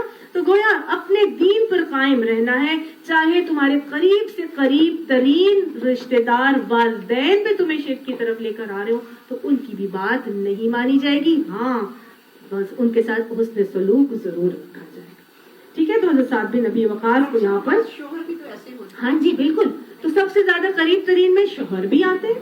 آج لوگ کہتے ہیں جی وہ مجازی خدا ہے، اس کا مطلب ہے ان کی بات مان لی جائے، نہیں، فلا تطیعہما، جب والدین کے ساتھ نہیں کی جا رہی ان کی اطاعت، کیونکہ دین میں آتا ہے نا حدیث میں کہ لا طاعت المخلوق فی معصیت الخالق، سمجھ آ گئی کہ مخلوق کی اطاعت نہیں ہوگی، اللہ کی نافرمانی میں مخلوق کی اطاعت نہیں ہوگی، یعنی کسی کی بھی بات نہیں مانی جائے گی جو اللہ کی نافرمانی کی بات کی جا رہی ہے۔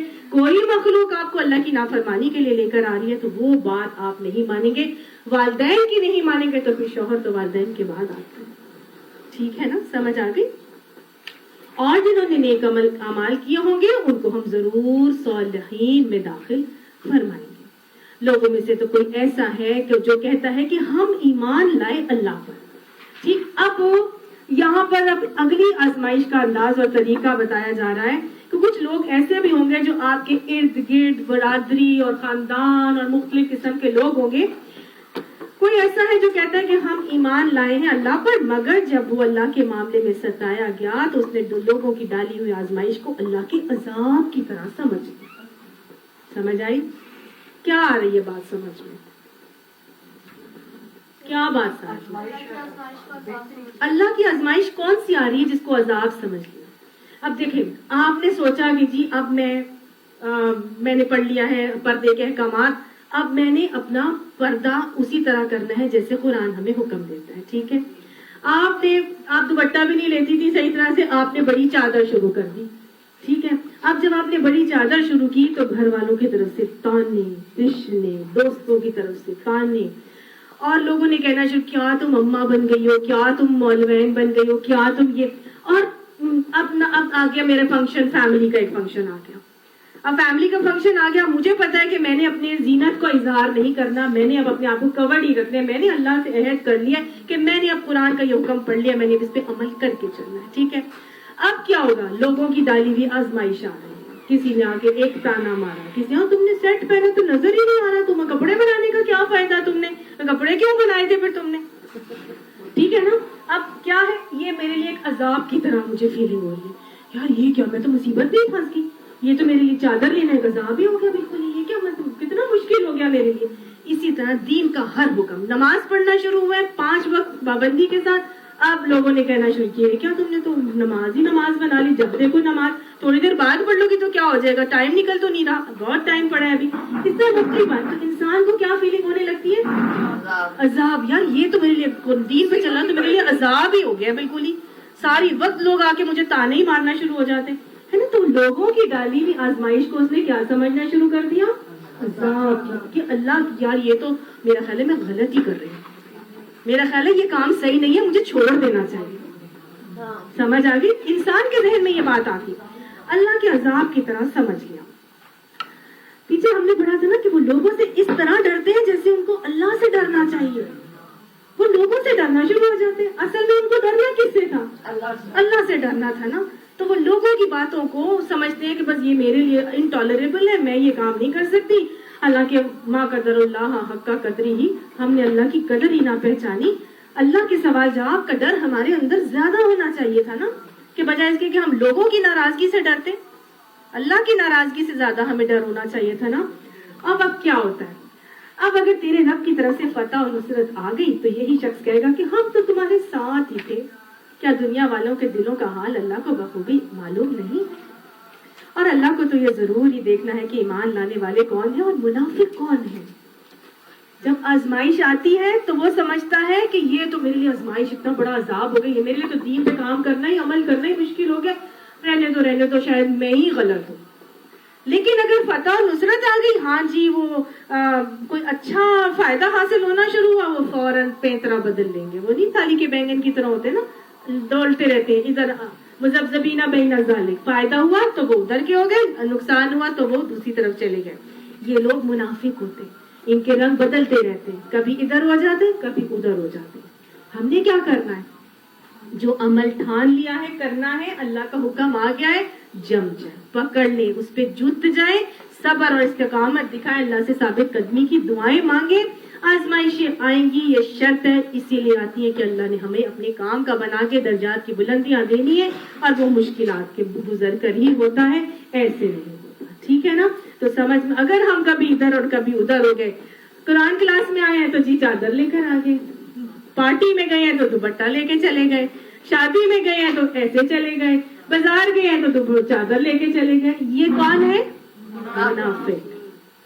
سمجھ آ گئی. تو یہ رویہ نہیں کرنا, اس سے بچنا ہے. اللہ تعالیٰ محمد طہر قلبی من نفاقی وعملی من الریاء ولسانی من الکذب وعینی من الخیانت. یہاں اللہ تعالیٰ فرماتا ہے اللہ نے ضرور دیکھنا ہے کہ تم میں سے ایمان لانے والے کون ہیں اور منافق کون ہیں. تو جب ایک عمل کے لیے ٹھان لیا ہے تو کرنا ہی کرنا ہے, جت جانا ہے, جم جانا ہے, آدھا تیتر آدھا بٹیر ہو کے دام اور ڈول نہیں ہونا. اب تیسری چیز, یہ کافی لوگ ایمان لانے والوں سے کہتے ہیں. اب ایک اور آزمائش آتی ہے لوگوں کی طرف سے. اب اگلی آزمائش کا طریقہ, کوئی ساتھی ہوں گے, کوئی کولیگز ہوں گے, کوئی دوست احباب ہوں گے, وہ ذرا غلط اعمال کرنے والے ہوں گے. جب پہلے ہم بھی بھٹکنے والوں میں, کوئی اندھیروں میں بھٹک رہا تھا, اس کو اللہ نے نور دکھا دیا, اجالا دکھا دیا, اب دوستی آ رہی ہے تو سب کے ساتھ چل رہی ہے. اب کیا ہوتا ہے, یہ کافر ایمان لانے والوں سے کہتے ہیں تم ہمارے طریقے کی پیروی کرو, تمہاری خطاؤں کو ہم اپنے اوپر لے لیں گے. حالانکہ ان کی خطاؤں میں سے کچھ بھی وہ اپنے اوپر لینے والے نہیں ہیں. حضرت عمر فاروق رضی اللہ عنہ جب ایمان لے کر آئے تو ابو سفیان اور امیہ بن خلف حضرت عمر کے پاس گئے اور انہوں نے جا کے یہی آپشن رکھی ان کے آگے, کچھ لو اور کچھ دو کا اصول.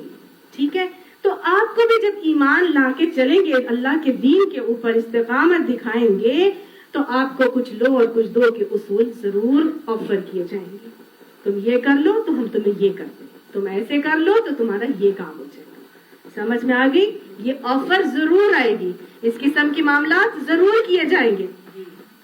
حضرت عمر کو کہا انہوں نے آ کر کہ آپ ایسا کریں کہ کلمہ توحید کا انکار کر کے واپس اپنے آبائی دین پر آ جائیں, اور اگر آپ کو کوئی ڈر ہے کہ بھئی اتنے دن جو آپ نے دین اپنے آبائی دین سے ہٹ کر ہمارے اسلام کو قبول کر لیا تھا, تو وہ جو آپ نے گناہ کا عمل کر لیا ان کی نظر میں, تو اس کی آپ فکر نہیں کریں. اب آپ کو جتنا بھی گناہ ملا ہے اتنے دنوں میں, اس کا گناہ کا وبال آدھا میں لے لوں گا اور آدھا یہ لے لے گا. سمجھ آئی؟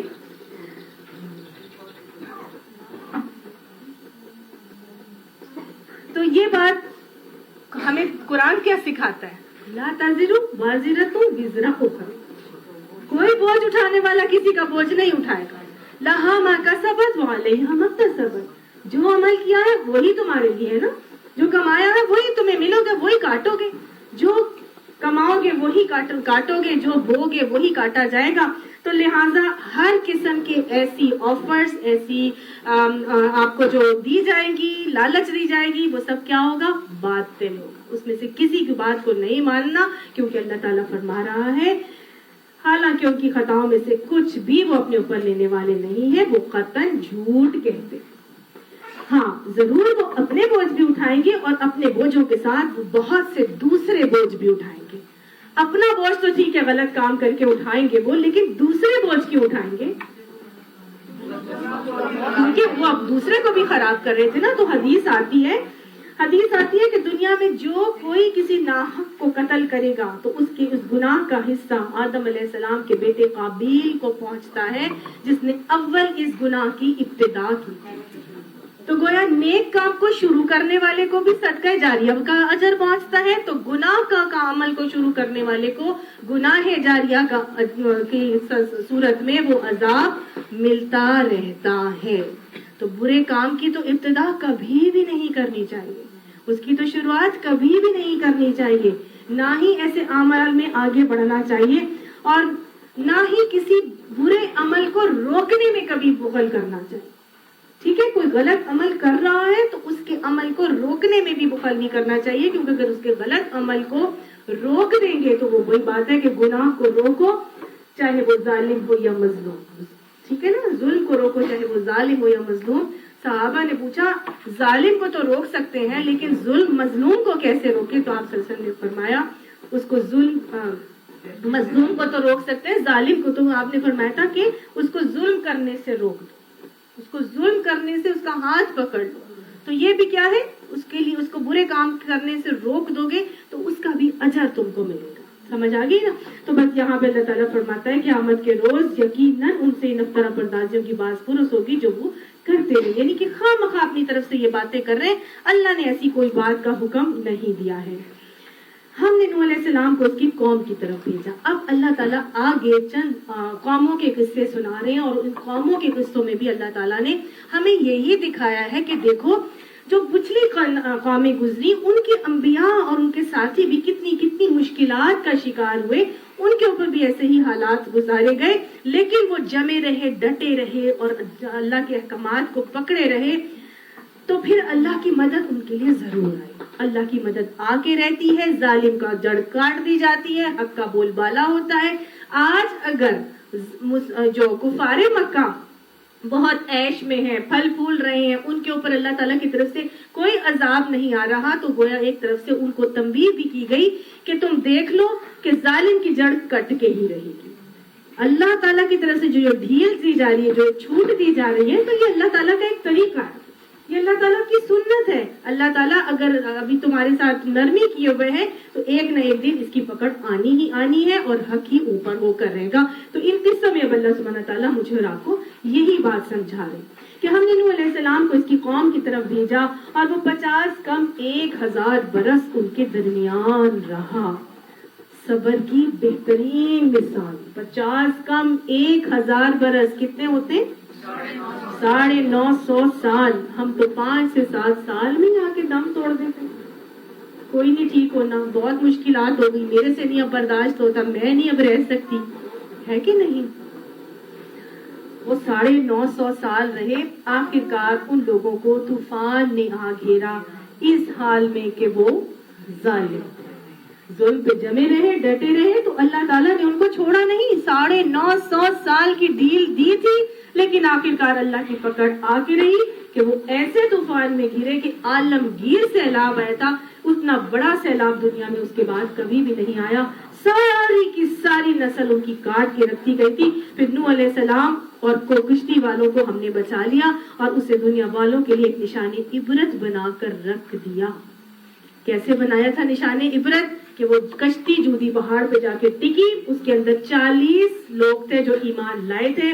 انہی کی نسل جو ہے پھر وہ چلتی ہے, اور حضرت نوح علیہ السلام کے 3 بیٹے حام, سام اور یافس, یہی 3 نسلیں جو ہے پوری نسل انسانی میں آج دنیا میں پائی جاتی ہے. ایک بلیک جو ہیبروز جو حبشی ہیں وہ, اور ایک گورے, اور ایک جو ہے وہ چائنیز, یعنی ایک جو ہمارے جیسے نقوش والے عرب وغیرہ, اور تیسری نسل کون سی ہے؟ چائنیز کی نسل. تو یہ 3 جو نسلیں ہیں جو شکلوں کی حوالے سے, یہ حام, سام اور یافس کی ان کے بیٹے تھے, اور انہی کی یہ نسل چلی.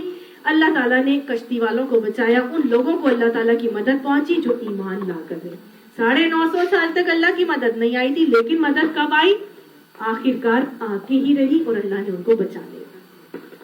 ابراہیم علیہ السلام کو بھیجا, جبکہ اس نے اپنی قوم سے کہا اللہ کی بندگی کرو اور اس سے ڈرو.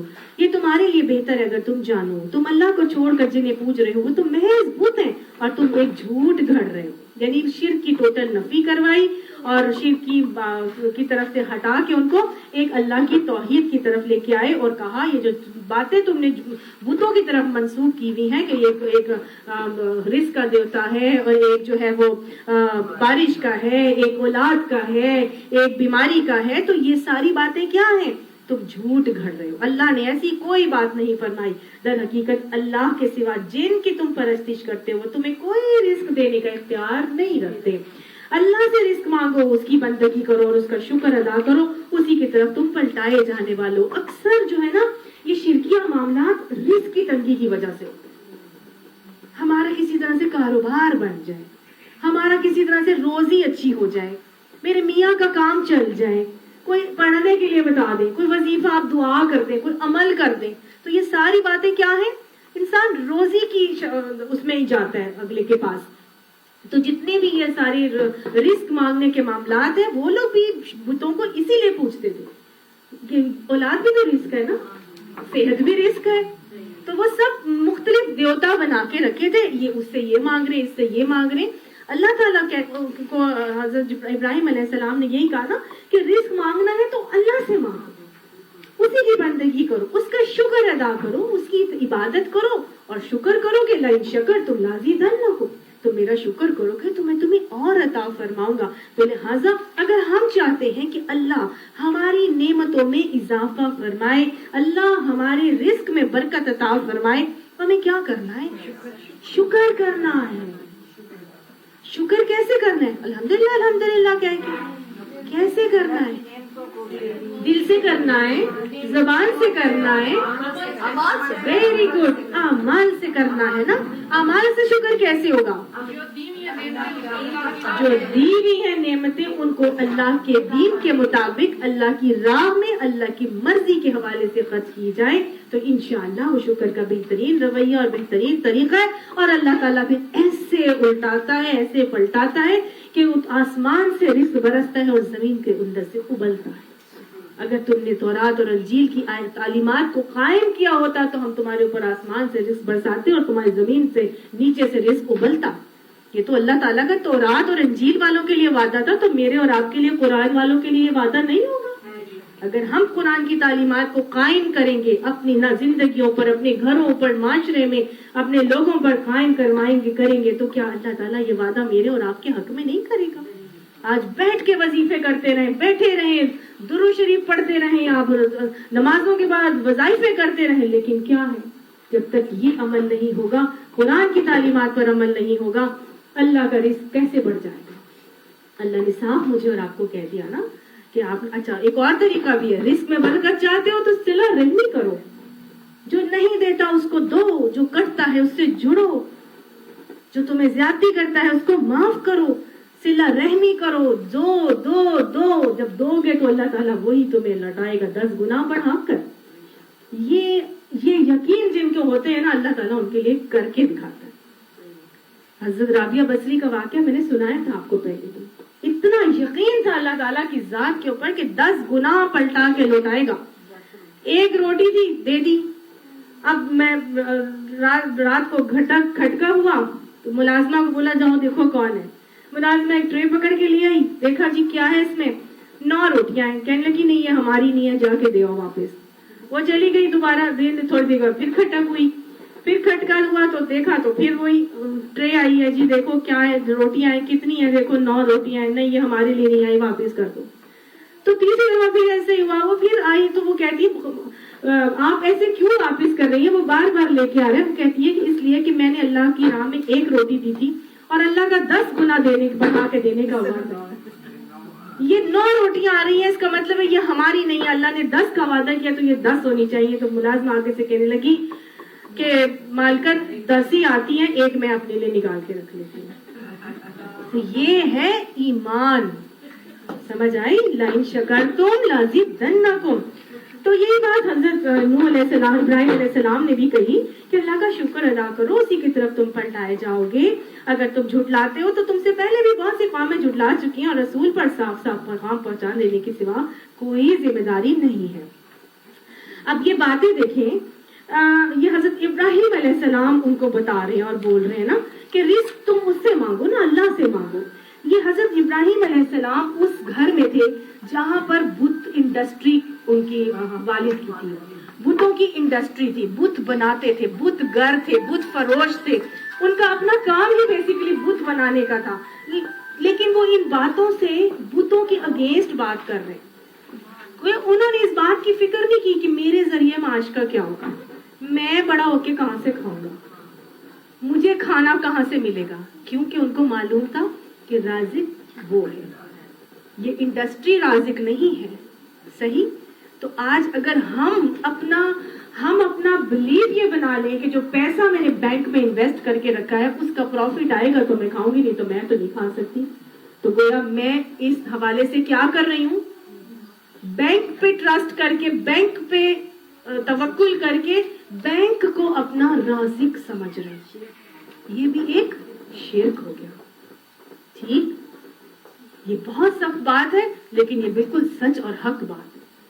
अगर मैं आज अपने बॉस को खुश करती हूँ, सिर्फ इसलिए खुश करती हूँ कि मेरा बॉस मेरी प्रमोशन करेगा और मेरी इन रिश्वतों से, मेरे इस तरह आगे पीछे होने से मेरा बॉस बहुत खुश रहेगा और मेरी प्रमोशन हो जाएगी और मेरी इंक्रीमेंट हो जाएगी, तो मैं गोया बॉस को क्या समझ रही हूँ, राजिक समझ रही हूँ। मैं ये नहीं समझ रही कि राजिक अल्लाह है।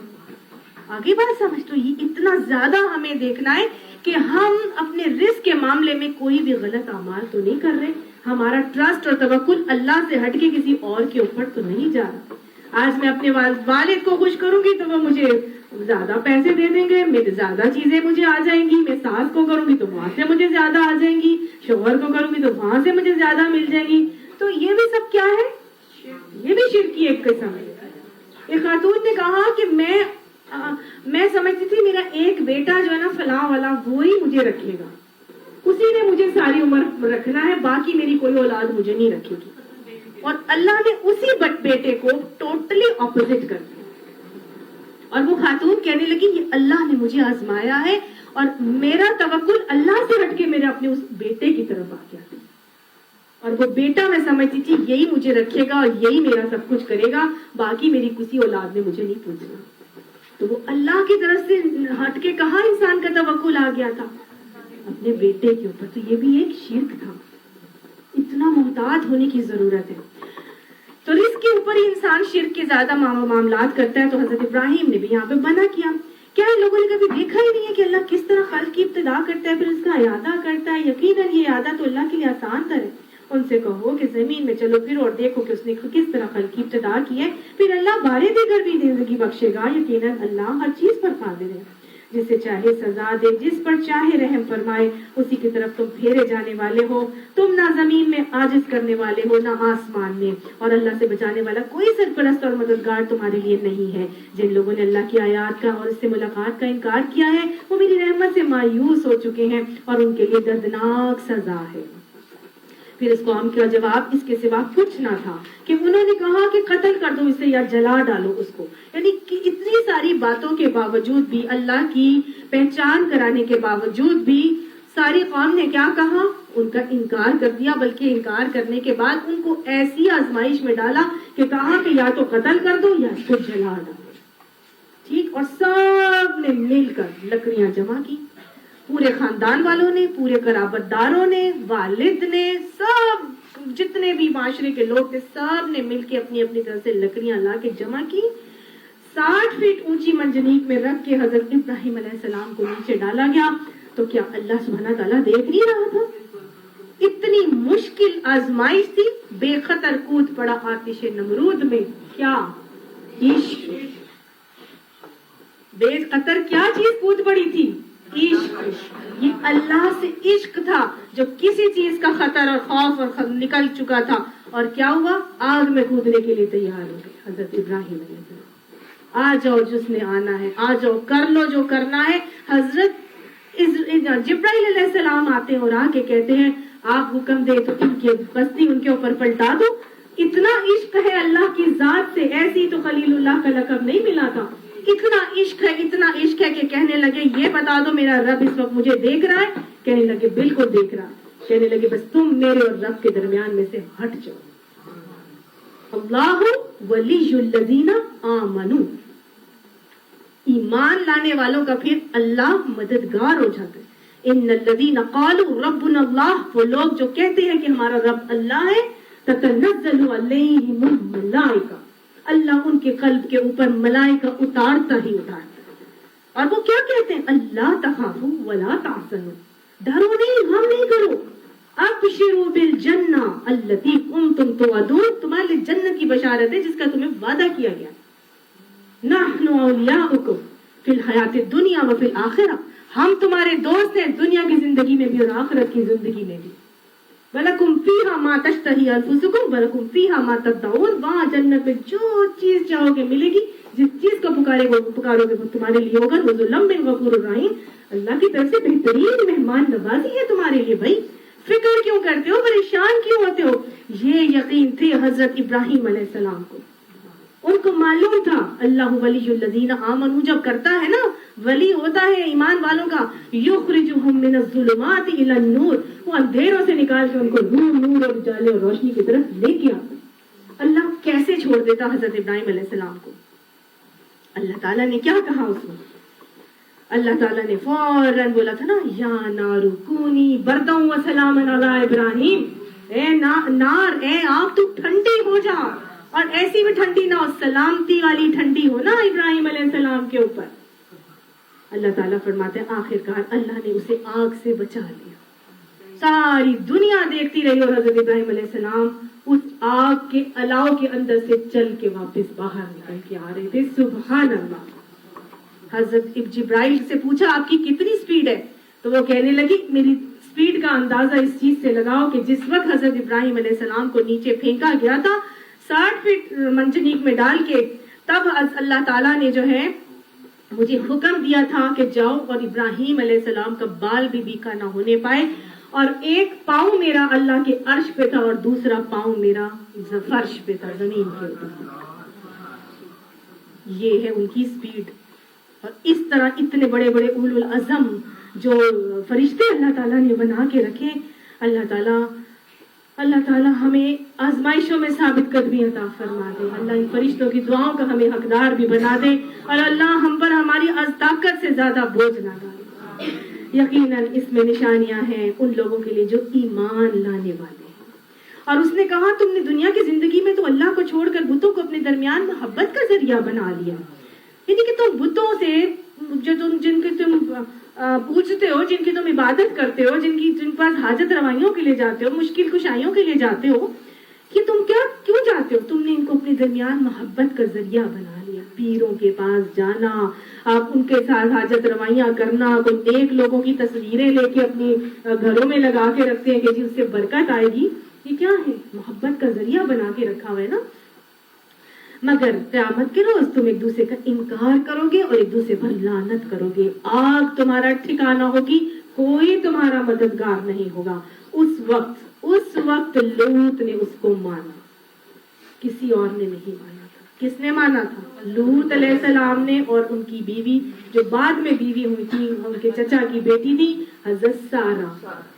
اور ابراہیم نے کہا میں اپنے رب کی طرف ہجرت کرتا ہوں, چھوڑ دیا میں نے سب کو, ہر چیز میں نے چھوڑ دی, اپنی برادری, اپنے خاندان, اپنا عہدہ اقتدار, اپنا کاروبار, اپنا مال اسباب, اپنی گدی نشینی, اپنی ہر چیز میں نے یہاں پہ چھوڑ دی. میں نے کیا کیا؟ انی مہاجر الی ربی, میں ہجرت کرتا ہوں اپنے رب کی طرف. ہجرت کس کو کہتے ہیں؟ چھوڑ دینے کو کہتے ہیں. آپ بھی تو ہجرت کر کے آئے یہاں پر, کیا چھوڑ کر آئے؟ ویری گڈ, اپنے گھر بار چھوڑ کر آئے نا یہاں پر. ہم بھی اپنے رب کی طرف ہجرت کر کے آئے ہیں. انہ هو العزیز الحکیم, بے شک وہ کیا ہے؟ زبردست اور حکیم ہے, حکمتوں والا ہے. اللہ یہ حکمتیں ہم پر بھی نازل فرما اور اللہ ہمیں اپنے کام کا بنائے. پھر جب ایسے انہوں نے کام کر کے دکھایا اللہ کو, استقامت سے جمے رہے, ڈٹے رہے, اللہ تعالیٰ چھوڑ دیتا. پہلی مدد آئی تھی کیسے؟ آگ گلزار ہوئی, اور پھر اللہ تعالیٰ نے اور اس شرک کی نفی کا اور عقیدہ توحید پہ رسول کا اللہ نے کیا انعام دیا؟ وَوَهَبْنَا لَهُ إِسْحَاقَ وَيَعْقُوبَ وَجَعَلْنَا فِي ذُرِّيَّتِهِ النُّبُوَّةَ وَالْكِتَابَ وَآتَيْنَاهُ أَجْرَهُ فِي الدُّنْيَا وَإِنَّهُ فِي الْآخِرَةِ لَمِنَ الصَّالِحِينَ, کہ ہم نے اسے اسحاق اور یعقوب علیہ السلام جیسی اولاد عنایت فرمائی, اس کی نسل میں نبوت اور کتاب رکھ دی. اگر ہم چاہتے ہیں کہ ہماری نسلیں بھی سنور جائیں, ہماری نسلیں نیک اور فرما بردار ہو جائیں, اور ہماری نسلیں اس قرآن کو اٹھانے والی ہو جائیں, دین کے علمبردار ہو جائیں, تو پھر ہمیں کیا کرنا ہے؟ ثابت قدمی دکھانی ہے, شرک کی ٹوٹل نفی کرنی ہے, اللہ کی توحید پر جم جانا ہے, ڈٹ جانا ہے, آزمائشوں میں گھبرانا نہیں, پریشان نہیں ہونا. انشاءاللہ اللہ سبحانہ تعالیٰ فرماتا ہے, اور اسے دنیا میں اس کا اجر عطا فرمایا کس صورت میں؟ نیک اولاد کی صورت میں نا, اور آخرت میں وہ یقیناً صالحین میں سے ہوگا. اللہم اجعلنا من الصالحین. اور ہم نے لوط علیہ السلام کو بھیجا جبکہ اس نے اپنی قوم سے کہا تم تو وہ خواہش کام کرتے ہو جو تم سے پہلے دنیا والوں میں سے کسی نے بھی نہیں کیا ہے. کیا تمہارا یہ حال ہے کہ مردوں کے پاس جاتے ہو, رہزنی کرتے ہو اور اپنی مجلسوں میں برے کام کرتے ہو؟ پھر کوئی جواب اس کی قوم کے پاس اس کے سوا نہ تھا کہ انہوں نے کہا لے اللہ کا عذاب اگر تو سچا ہے. لوط نے کہا اے میرے رب, ان مفسد لوگوں کے مقابلے میں میری مدد کرنا, رب انصرنی علی القوم المفسدین. ایسے پریشان حال ہو گئے تھے حضرت لوط علیہ السلام, کوئی بھی ان پر ایمان نہیں لے کے آیا تھا, کوئی بھی ان پر ایمان نہیں لے کر آیا تھا. اور وہ کیسے رہزنی کرتے تھے؟ مجلسوں میں سب کے سامنے کھلے عام بے حیائی کا ارتکاب کرتے تھے. اور عملے قوم میں لوط یہ ہم جنس پرستی یہ کھلے عام کرتے تھے مجلسوں میں, اور جس کی مجلس میں جتنا زیادہ جس کا جتنا توتی بولتا, مطلب جتنا زیادہ بے حیائی اتنا ہی اس کا توتی بولتا تھا, اتنی ہی اس کی زیادہ شہرت ہوتی تھی, اتنا ہی اس کو بہت زیادہ اونچا آدمی سمجھا جاتا تھا. اب وہ اتنے زیادہ پریشان ہوتے ہیں کہ اللہ سے دعا کرتے ہیں کہ رب انصرنی علی القوم المفسدین, اے اللہ اس فساد کرنے والی قوم کے مقابلے میں میری مدد فرما. اور جب ہمارے تو پھر اللہ تعالیٰ کیا مدد نہ کرتا, وہ خود اپنے آپ کو بے حیائی سے بچائے ہوئے رکھے ہیں. ایک ایسے بے حیا معاشرے میں اپنے آپ کی حیا کو قائم کر کے رکھے ہیں, اپنی بیٹیوں کی حیا کی حفاظت کر کے رہ رہے ہیں, تو کیا اللہ تعالیٰ ان کی مدد نہ فرماتا؟ اللہ تعالیٰ نے بھی ان کی مدد ایسے فرمائی کہ جب ہمارے فرزداد ابراہیم کے پاس بشارت لے کر پہنچے تو انہوں نے اس سے کہا کہ ہم اس بستی کے لوگوں کو ہلاک کرنے والے ہیں, اس کے لوگ سخت ظالم ہو چکے ہیں. ابراہیم نے کہا کہ وہاں تو لوط موجود ہے, یعنی کہ میرا بھتیجا لوط وہاں پہ موجود ہے, آپ اس پوری بستی کو تباہ کر دیں گے تو دودھ بھی وہاں پہ. انہوں نے کہا ہم خوب جانتے ہیں کہ وہاں کون کون ہے, ہم اسے اور اس کی بیوی کے سوا اس کے باقی سب گھر والوں کو بچا لیں گے. اس کی بیوی کو کے سوا یعنی بیوی کے علاوہ اسے اور اس کے باقی سب گھر والوں کو ہم بچا لیں گے. جو نیکی پہ جمے ہوئے تھے, جو بے حیائی سے اپنے آپ کو روکے ہوئے تھے, ان کو اللہ تعالیٰ نے بچایا. اور جو بیوی تھی جو بے حیائی کے کاموں میں مددگار تھی, معاون تھی, اس کو بھی اللہ تعالیٰ نے ان کے سمیت ہی ختم کر دیا. اس کی بیوی پیچھے رہ جانے والوں میں سے تھی. جب ہمارے فرزند لوط کے پاس پہنچے تو ان کی آمد پر وہ سخت پریشان اور دل تنگ ہوا. دل کیوں تنگ ہوا تھا ان کا؟ اس لیے تنگ ہوا تھا کہ یہ اتنے خوبصورت لڑکیوں کی شکل میں یہ آئے ہیں میرے پاس, تو خوبصورت لڑکوں کی تو میری پوری قوم جو ہے وہ دل دادا اور گرویدہ ہے, تو یہ تو ان فرشتوں کو بھی نہیں چھوڑے گی. اتنے خوبصورت لڑکے آئے ہیں. تو انہوں نے کہا نہ ڈرو, رنج بھی نہ کرو. وہ کیا کہتے ہیں؟ لا تخف ولا تحزن, اللہ تخافوا ولا تحزنوا ابشروا بالجنہ التی کنتم توعدون. یہاں بھی فرشتے آ کے ان کو کہہ رہے ہیں تم نہ پریشان نہیں ہو, غم نہیں کرو, ہم تمہیں بچا لیں گے اور تمہارے سوائے تمہاری بیوی کے جو پیچھے رہ جانے والوں میں سے ہے. اب دیکھیں بیوی کا کتنا تذکرہ آ رہا ہے نا.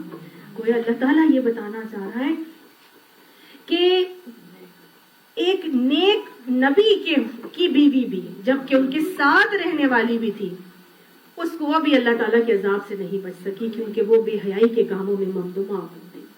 تو کسی کا ساتھ, کسی نیکوکار کا ساتھ اس کو آخرت کے عذاب سے نہیں بچا سکتا. انسان کے اپنے اعمال ہی ہیں جو اس کو قیامت کے دن عذاب الہی سے محفوظ فرمائیں گے. ٹھیک ہے, ہم اس بستی کے لوگوں پر آسمان سے عذاب نازل کرنے والے ہیں اس فسق کی بدولت جو یہ کرتے رہے ہیں. ہم نے اس بستی کی ایک کھلی نشانی چھوڑ دی ہے, بہرے مردار کی نشانی ان لوگوں کے لیے جو عقل سے کام لیتے ہیں. مدین کی طرف ہم نے ان کے بھائی شعیب کو بھیجا. اس نے کہا ہے میری قوم کے لوگوں, اللہ کی بندگی کرو اور روز آخر کے امیدوار رہو, زمین میں مفسد بن کر زیادتیاں نہ کرتے پھرو. مگر انہوں نے اسے بھی جھٹلا دیا. آخرکار ایک سخت زلزلے نے انہیں آ لیا اور وہ اپنے گھر میں پڑے کے پڑے رہ گئے. یہ کون تھے؟ حضرت شعیب علیہ السلام کی قوم. یہ ناپ تول میں ڈنڈی مارتی تھی اور ریزنی اور لوٹ مار کا کام کرتی تھی, کیونکہ یہ بھی مال کی محبت کے اسیر تھے. اور عاد اور سمود کو ہم نے ہلاک کیا. تم وہ مقامات دیکھ چکے ہو جہاں وہ رہتے تھے. ان کے اعمال کو شیطان نے ان کے لیے خوشنما بنا دیا تھا اور انہیں راہ راست سے برگشتہ کر دیا تھا, حالانکہ وہ ہوش گوش رکھتے تھے. قارون, فرعون, حامان کو بھی ہم نے ہلاک کر دیا. اللہ تعالیٰ نے اتنے بڑے لوگوں کو, قارون کو, فرعون کو, حامان کو بھی. موسیٰ علیہ السلام ان کے پاس بینات یعنی روشن اللہ کی نشانیاں لے کر آئے تھے, مگر انہوں نے زمین میں اپنی بڑائی کا ظلم کیا, یعنی انہوں نے تکبر کیا زمین کے اندر. فاستكبروا في الارض وما كانوا سابقين, حالانکہ وہ سبقت نہیں لے جا سکتے تھے.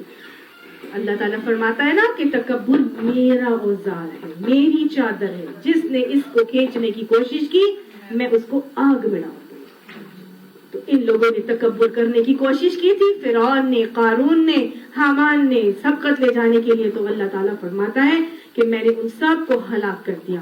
آخرکار ہم ہر ایک کو ہم نے اس کے گناہ میں پکڑا. پھر ان میں سے کسی پر ہم نے پتھراؤ کرنے والی ہوا بھیجی قوم لوط کے اوپر, کسی کو ایک زبردست دھماکے نے آ لیا قوم سمود کے اوپر یعنی صالح علیہ السلام کی قوم, اور کسی کو ہم نے زمین میں ہی دھسا دیا. قوم لوط کو زمین میں دھسایا تھا اور فرعون کو, قارون کو جو ہے وہ زمین میں دھسا دیا تھا, اور کسی کو ہم نے غرق کر دیا. کس کو غرق کیا تھا؟ فرعون کو غرق کر دیا. اللہ ان پر ظلم کرنے والا نہیں تھا, مگر وہ خود ہی اپنے اوپر ظلم کر رہے تھے. صدق اللہ العظیم. اللہ ہمیں ظلم سے محفوظ فرما, اللہ ہمیں ظلم کو روکنے کی توفیق عطا فرما. اللہ سبحانہ تعالیٰ ہر قسم سے شرک سے ہمیں پہچان عطا فرما, اور اللہ ہر قسم کے شرک سے اجتناب کی ہمیں توفیق بھی نصیب فرما. اللہ سبحانہ تعالیٰ آزمائشیں ہم نے آج پڑھی کس طرح کی آتی ہیں, کیوں آتی ہیں اور کب آتی ہیں, اللہ کا اس سے کیا نتیجہ اخذ کرنا ہوتا ہے, کیا سکھانا مطلوب ہوتا ہے. اللہ نے ہمیں یہ بھی سکھایا کہ ہمیں کیا رویے رکھنے ہیں ان آزمائشوں سے گزرنے کے لیے. اللہ تعالیٰ یہ باتیں ہمیں اچھی طرح سے سمجھا